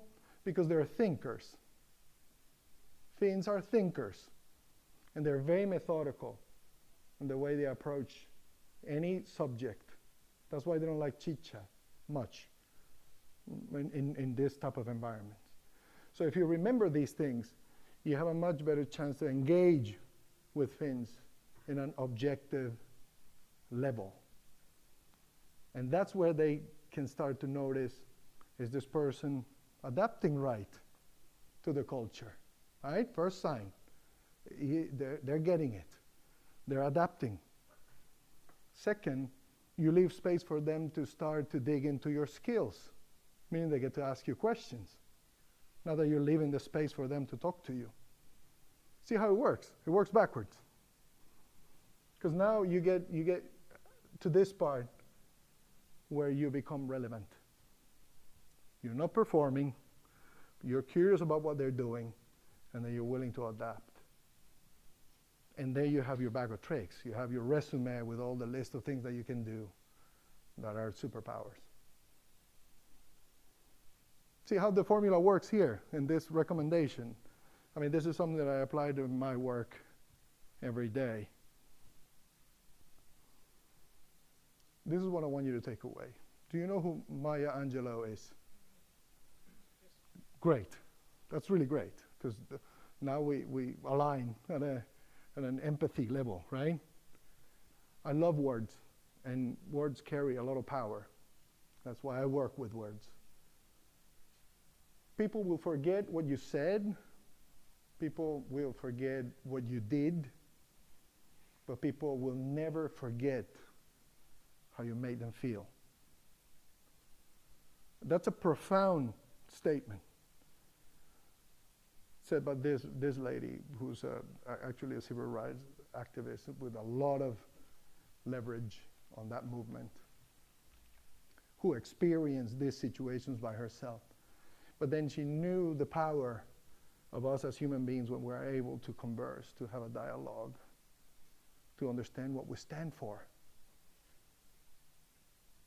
The fact that she was willing to adapt to the circumstances, embrace the suck of her circumstances, and then ultimately being able to make a mark on American history through her writing and through her speeches and through the movement that she stands behind. So this one I want you to take home with you. If anything, remember, and for Finland it's a wonderful thing because I gave you clues, but the mystery remains here. It's not about what you know how to do or the things you've done back in your country or your classes or your grades. It's how you make them feel. So how do you want to make them feel is the question. Every time you go meet a prospective employer, your teacher, a head of a training program, how do you want to make them feel? Meaning, what is the end result of this conversation? How do I want to end this conversation?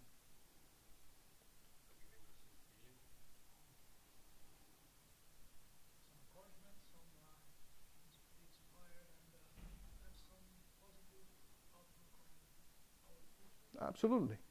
I mean, that's what you want to walk away with that stuff, right? All right. So that's it for me. But I want to hear from you. What do you think what was shared here? Because I mean, I had to prepare a story about my life and the struggles and everything, but Roham did that very well. So I didn't want to repeat that. I wanted to focus here and leave you with some words and some tools that you can actually either memorize or write on a piece of paper. Put it in your fridge. I mean, these mnemonics, these learning tools are really important and very simple. Just one word. Try to figure out what you stand for. That one thing you stand for. Not 3, not 5, not 10, but 1. So do we have time for questions or are we? 1 or 2 questions. Okay, Yep. please, if you guys want to ask something. Of course. Was this too profound? Did I confuse you more than anything else? Marco.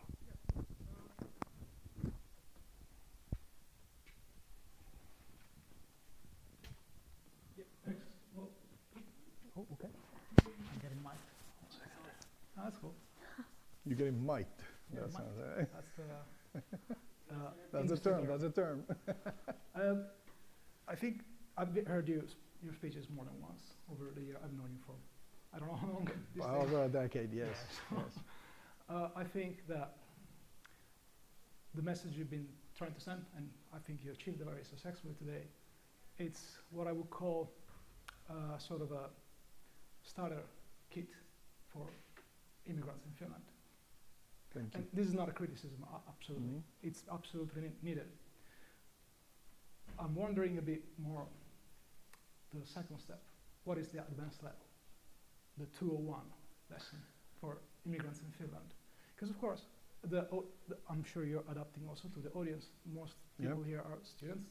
I'm assuming myself that not everybody here has been here in Finland a long time, and it's very new to the culture. So this is the perfect starter pack. Your Swiss Army knife to keep in your pocket, 100%.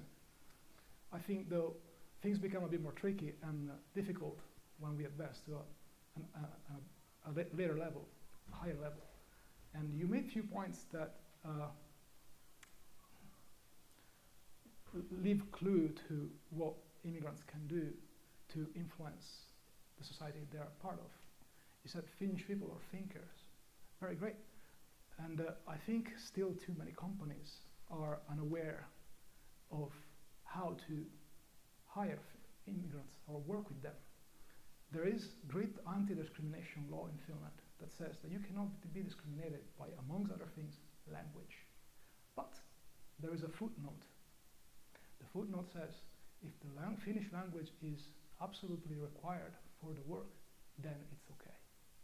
And behind that footnote, countless of Finnish companies hide behind that. So But you said Finnish people are thinkers, correct? So it's up to us immigrants to make them see that it's not always, you don't always need the native fluency to perform the job. And that it's something that us as immigrants, we have to do better, because there's too few efforts toward that sort of education towards Finnish employers, that it's not black and white.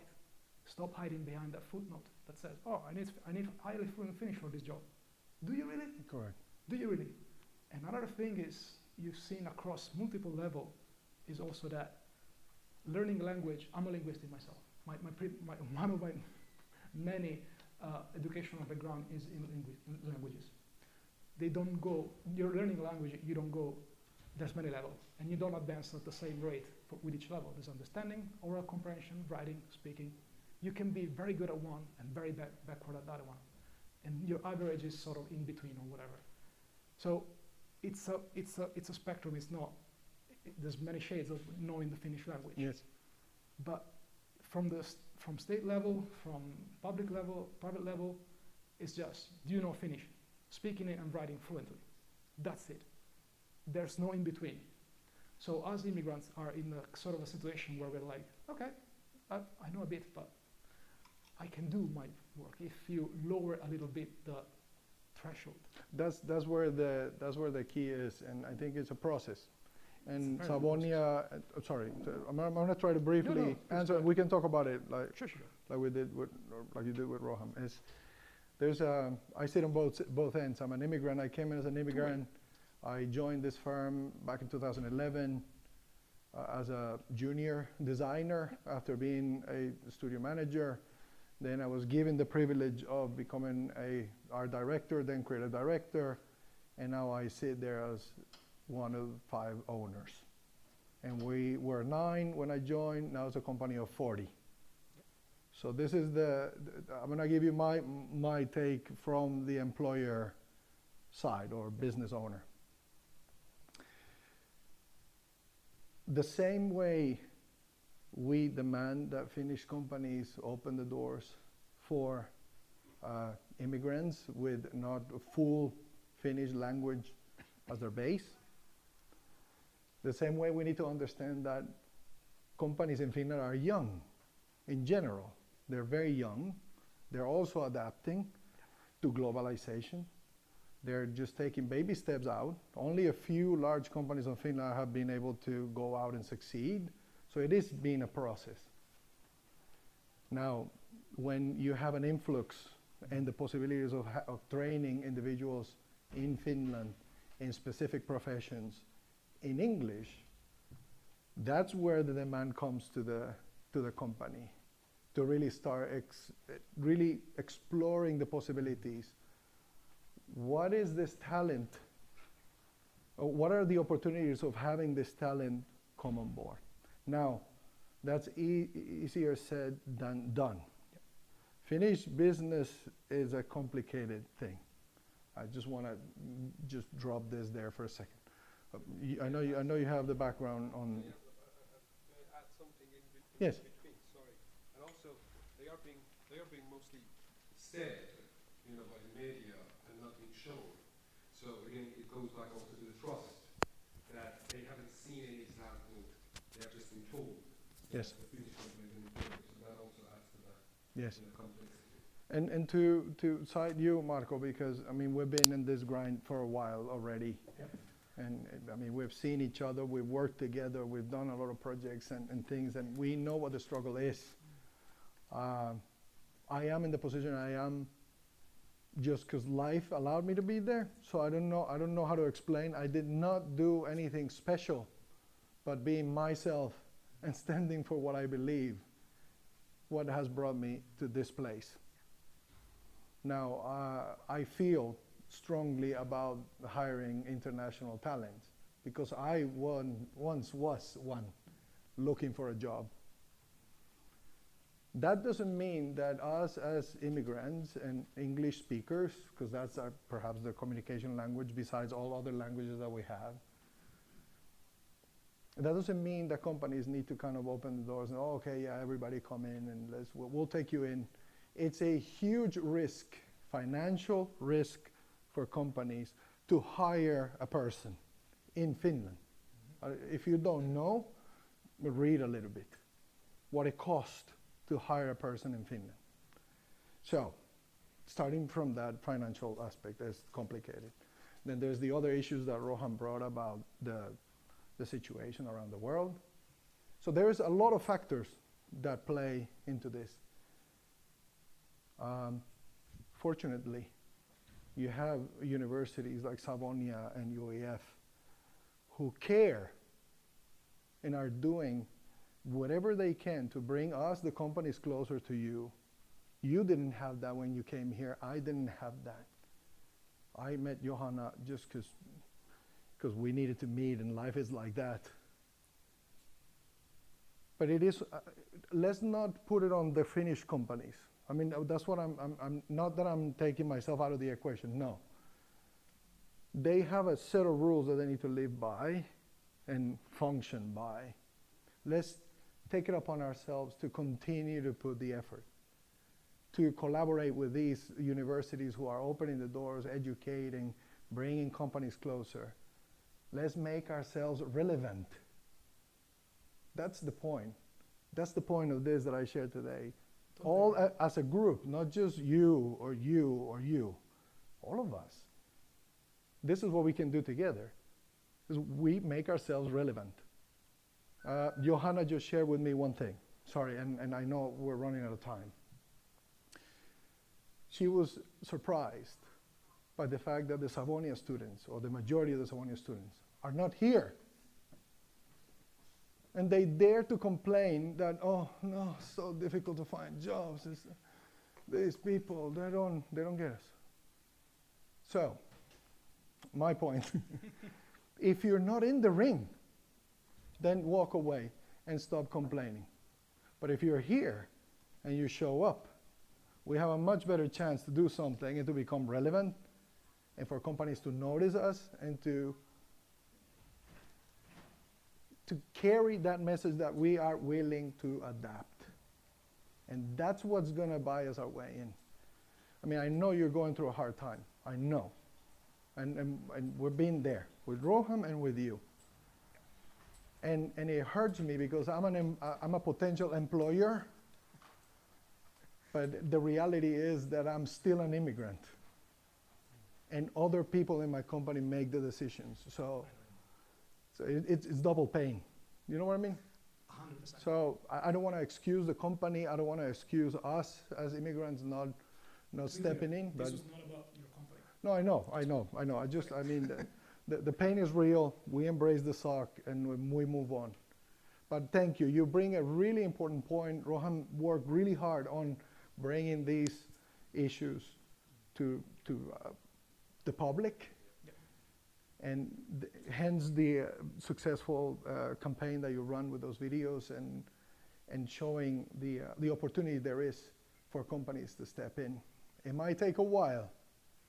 In Finland, things take a while because they're thinkers. So they don't jump on things that fast. Yes? Pikkuhiljaa, exactly. Pikkuhiljaa. Thank you so much. I hope that you remember. What were the 3 words? Huh? Let's not look at this. What are the 3 words? What was the first one? Empathy, adaptation or adaptability, and grit, which is resilience. Sisu. Learn that one. That's really important in Finland, by the way. Do you know what sisu means? Look it up. Thank you so much.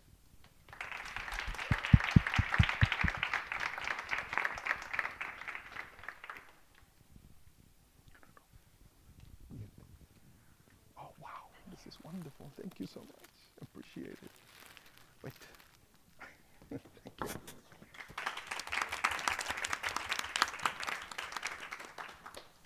All right, thank you, Ricardo. Do we get like a standing ovation or something?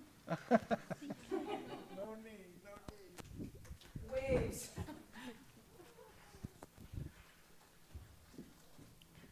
All All right, now we're getting closer to our networking time. We just have a few small speeches here. First, we will be hearing a little bit about Kuopio Talents, and then about networking.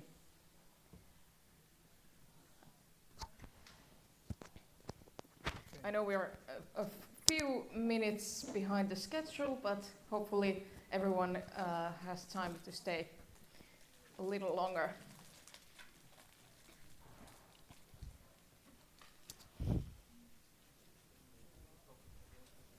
All right, let's welcome to the stage Ezekiel. Yes, thank you so much. I did not imagine, or I did not expect today to be this heavy. I think the content which has been shared today by both speakers is worthy being paid for. I've followed some sessions and people pay hundreds of dollars or euros to attend seminars or events like this. And maybe just to summarize what I've learned today, now I can only recall the few statements from the last speaker, that to stand out you have to be relevant. And if I can summarize that, I would say being relevant is being useful. That means if you show up someplace and something happens, then you can become useful in that thing. I think that's how I would define being relevant. And one thing which I believe and I know is that every person in this universe has been blessed with a particular talent, but very few people. According to motivational speakers, philosophers, they say it's only 5% of individuals excel to use their talents to do something. And maybe some other time, if JCI will invite me, I will also speak more on talent. But very briefly, I can define a talent is simply is it an ability or obligation? It's an obligation, not ability, because everybody has a talent. So you can't say talent is an ability. Talent is an obligation to fulfill a particular purpose. And unfortunately, like I said before, very few people manage to do that for many reasons, and some have been said here. And what I can say is that one of the reasons is that we are different. We are different. Some people, they have got that strength, as Roham has demonstrated, but some people, they don't have that strength, or aggression or assertiveness into showing their own talent and something like that. And this is where Kuopio Talents steps in. I've been through this also job-seeking situation. I have not got out yet myself. I'm still, and I've realized most of people are still struggling. Even some people who are hired now in the government, there are some people who are going through very tough time, mentally especially, because of the downsizing Roham mentioned. So no one is out of the circle. Everybody is in the circle here. And I believe there is strength in numbers. When you are many of you, you can share resources, you can encourage each other, you can teach each other. And it's easier to take a step, even for those who are weak. And that's why I said maybe we should come up with a way to come together as talents in Kuopio. And I prefer to start in Kuopio because this idea could be very big to handle if we involve everybody in Finland. We will start in Kuopio with growth. Maybe we will go to other places, but we simply come together and work together in a collaborative environment.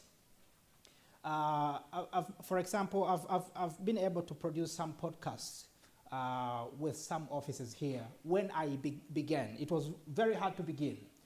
But at some point, it was easy to start because I got some help from somebody else.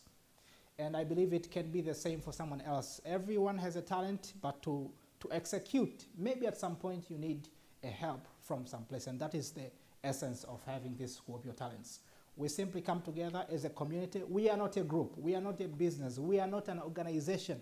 We are simply talented individuals in Finland who have decided to come together in order to find a way to use their talents for the society. And how can I finalize this?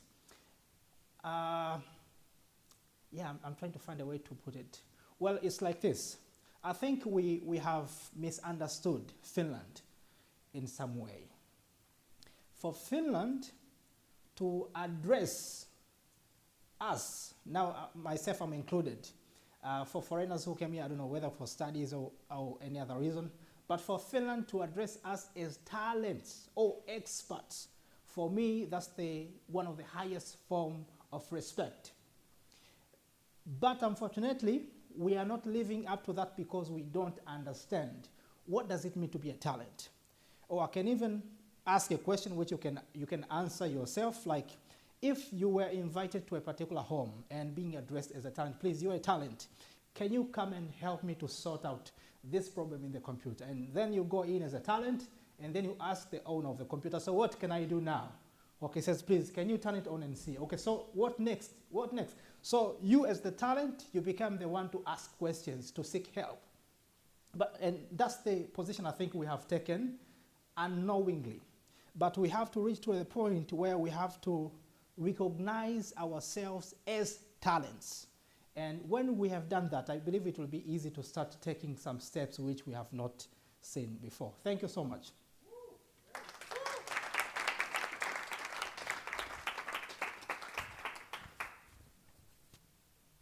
Perfect.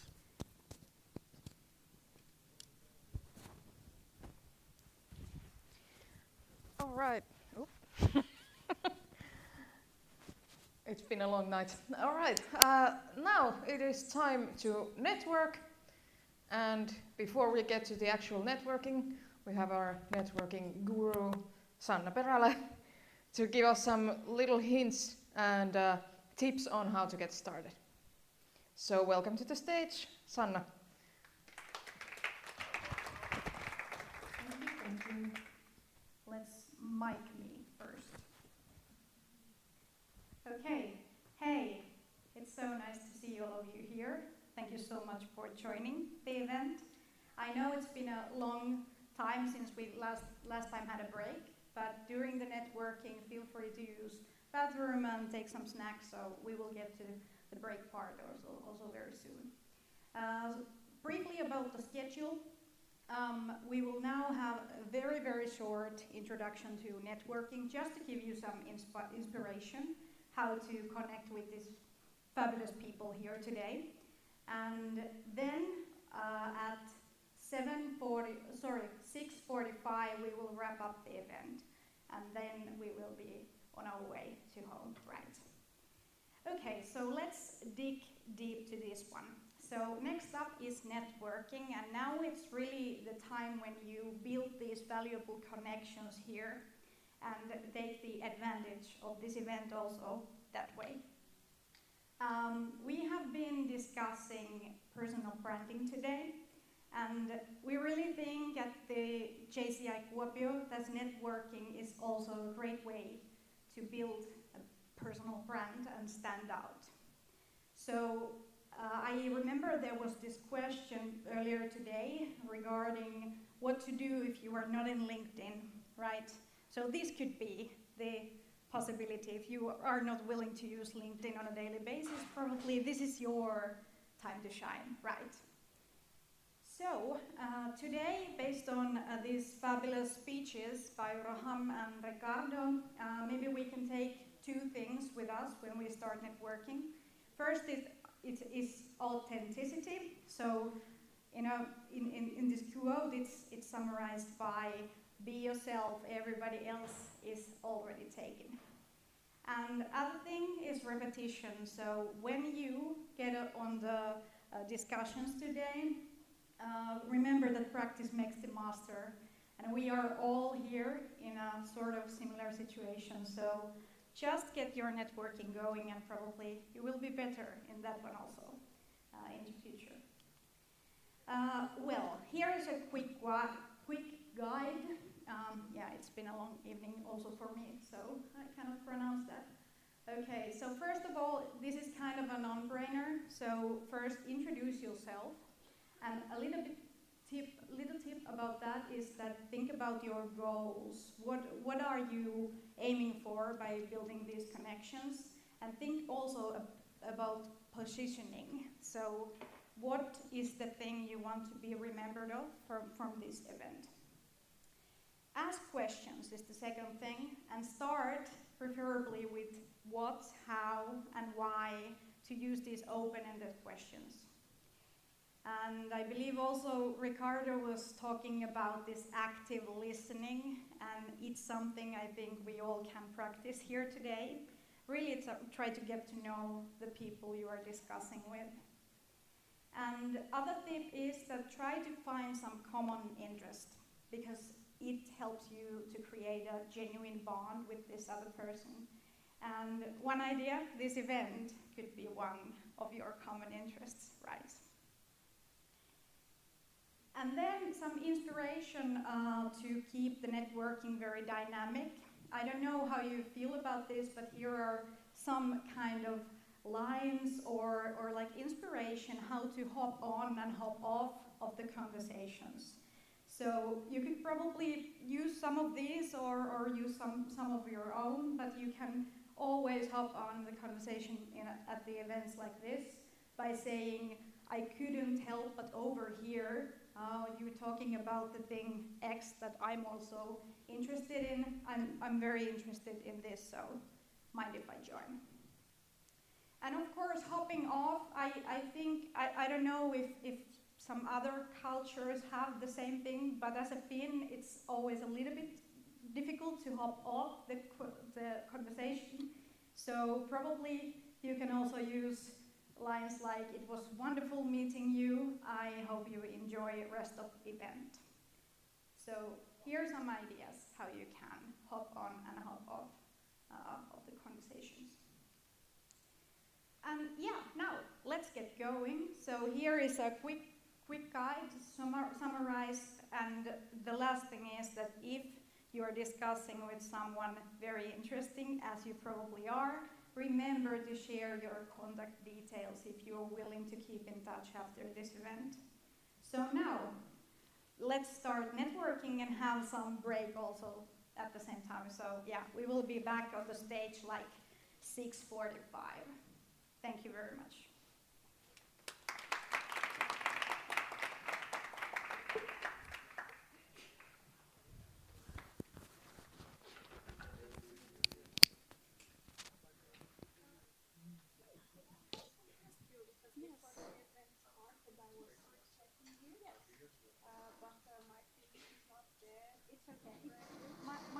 Mine is quite good, so okay, so what would you like to know? Basically, who can join yes, program? Yes, and so yeah, basically, do you know what JCI is? Okay, maybe I can start by that. So JCI Kuopio is our local organization for JCI International. So it stands for Junior Chamber International, and it's operating in over 100 different countries. And the point is that our members are from 18 years old to 40 years old, and we are trying to develop leadership skills of young adults. So that is our yeah. So could this be something that interests you? Yeah. I'm changing my career, so now I'm in a bit of a situation like I don't know what comes to me. Yeah, I want to be a leader, but I don't know exactly what I need. Yeah, because I'm open. So some ideas or some opportunities, I feel that this can be and I want to basically use my problem solving skills. Yeah, I'm open to this. Private sector experience, entry, training, whatever you can shuffle mathematics. Yeah. So basically, on an everyday basis, it's volunteer work we do stuff like this. For example, this was to like bring different kind of professionals together to discuss this kind of topic. So basically, it's a platform for creativity also. So you can basically come up with your own perfect idea. So yeah, definitely. So can we support you if I help you to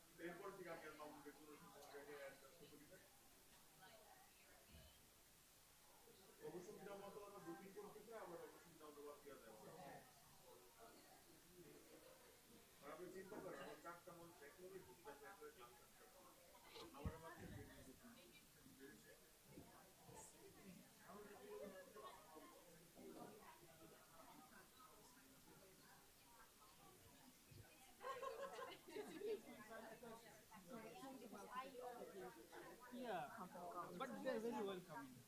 That is why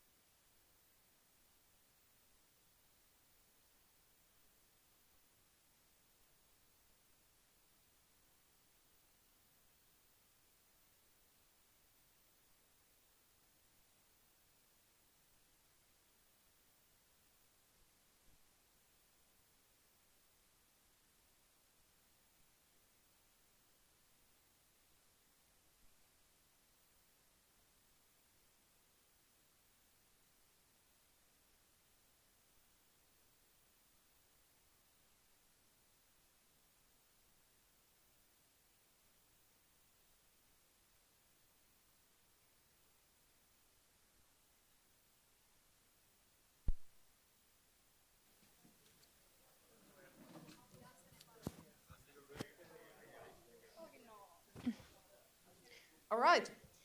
So before we all start heading, yeah.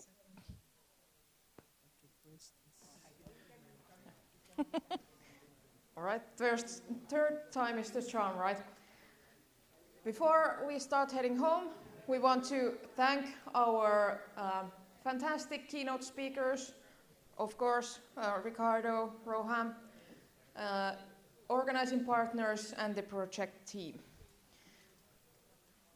So, Roham and Ricardo already got their presents, so now we would like to have on the stage Talent Hub Eastern Finland and Marko.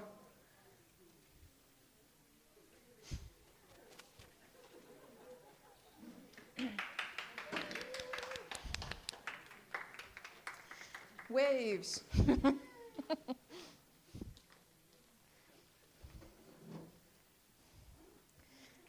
Thank you for letting us make this happen, and thank you for being here. Thank you for everybody.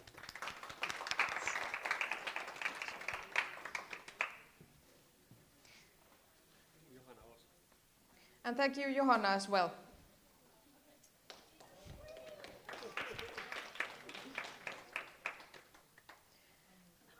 And next one in the tanks is, of course, our stream partner, Ezekiel.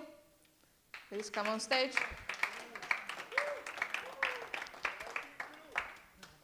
And remember to follow Kuopio Talents and join the community. Thank you so much. Thank you.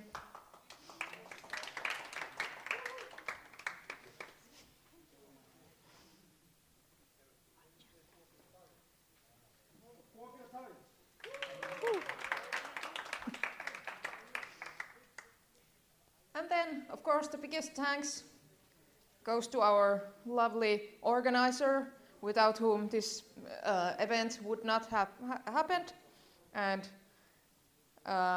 who did pretty much everything that you can see here. Come on stage, Sanna Perälä.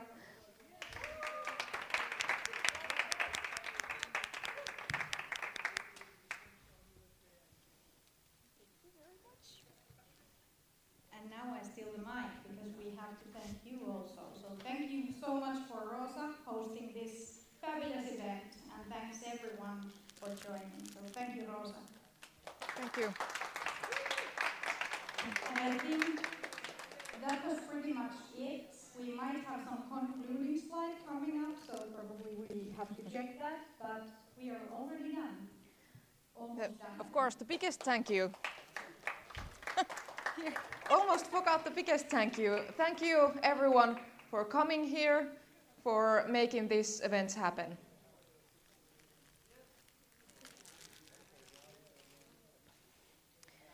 And of course, someone already asked this, when is the next event? Next Global Talent Day will be back in 2025, probably at the start of the year. And for that, we of course need your feedback so we can make the next event even better. So please fill out the short questionnaire before you leave. Any tips or any tricks you have, any feedback is highly appreciated.